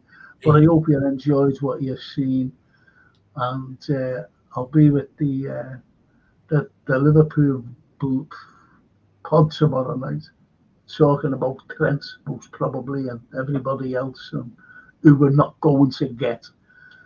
And Anthony, thank you so much. Frank, thank you so much. I've had a great time. And once again, I'm late. Love to Laney, okay? Will do. Straight back to you, Frank. Thank you so much. Good night, everybody. Ciao. Ci vediamo. A domani.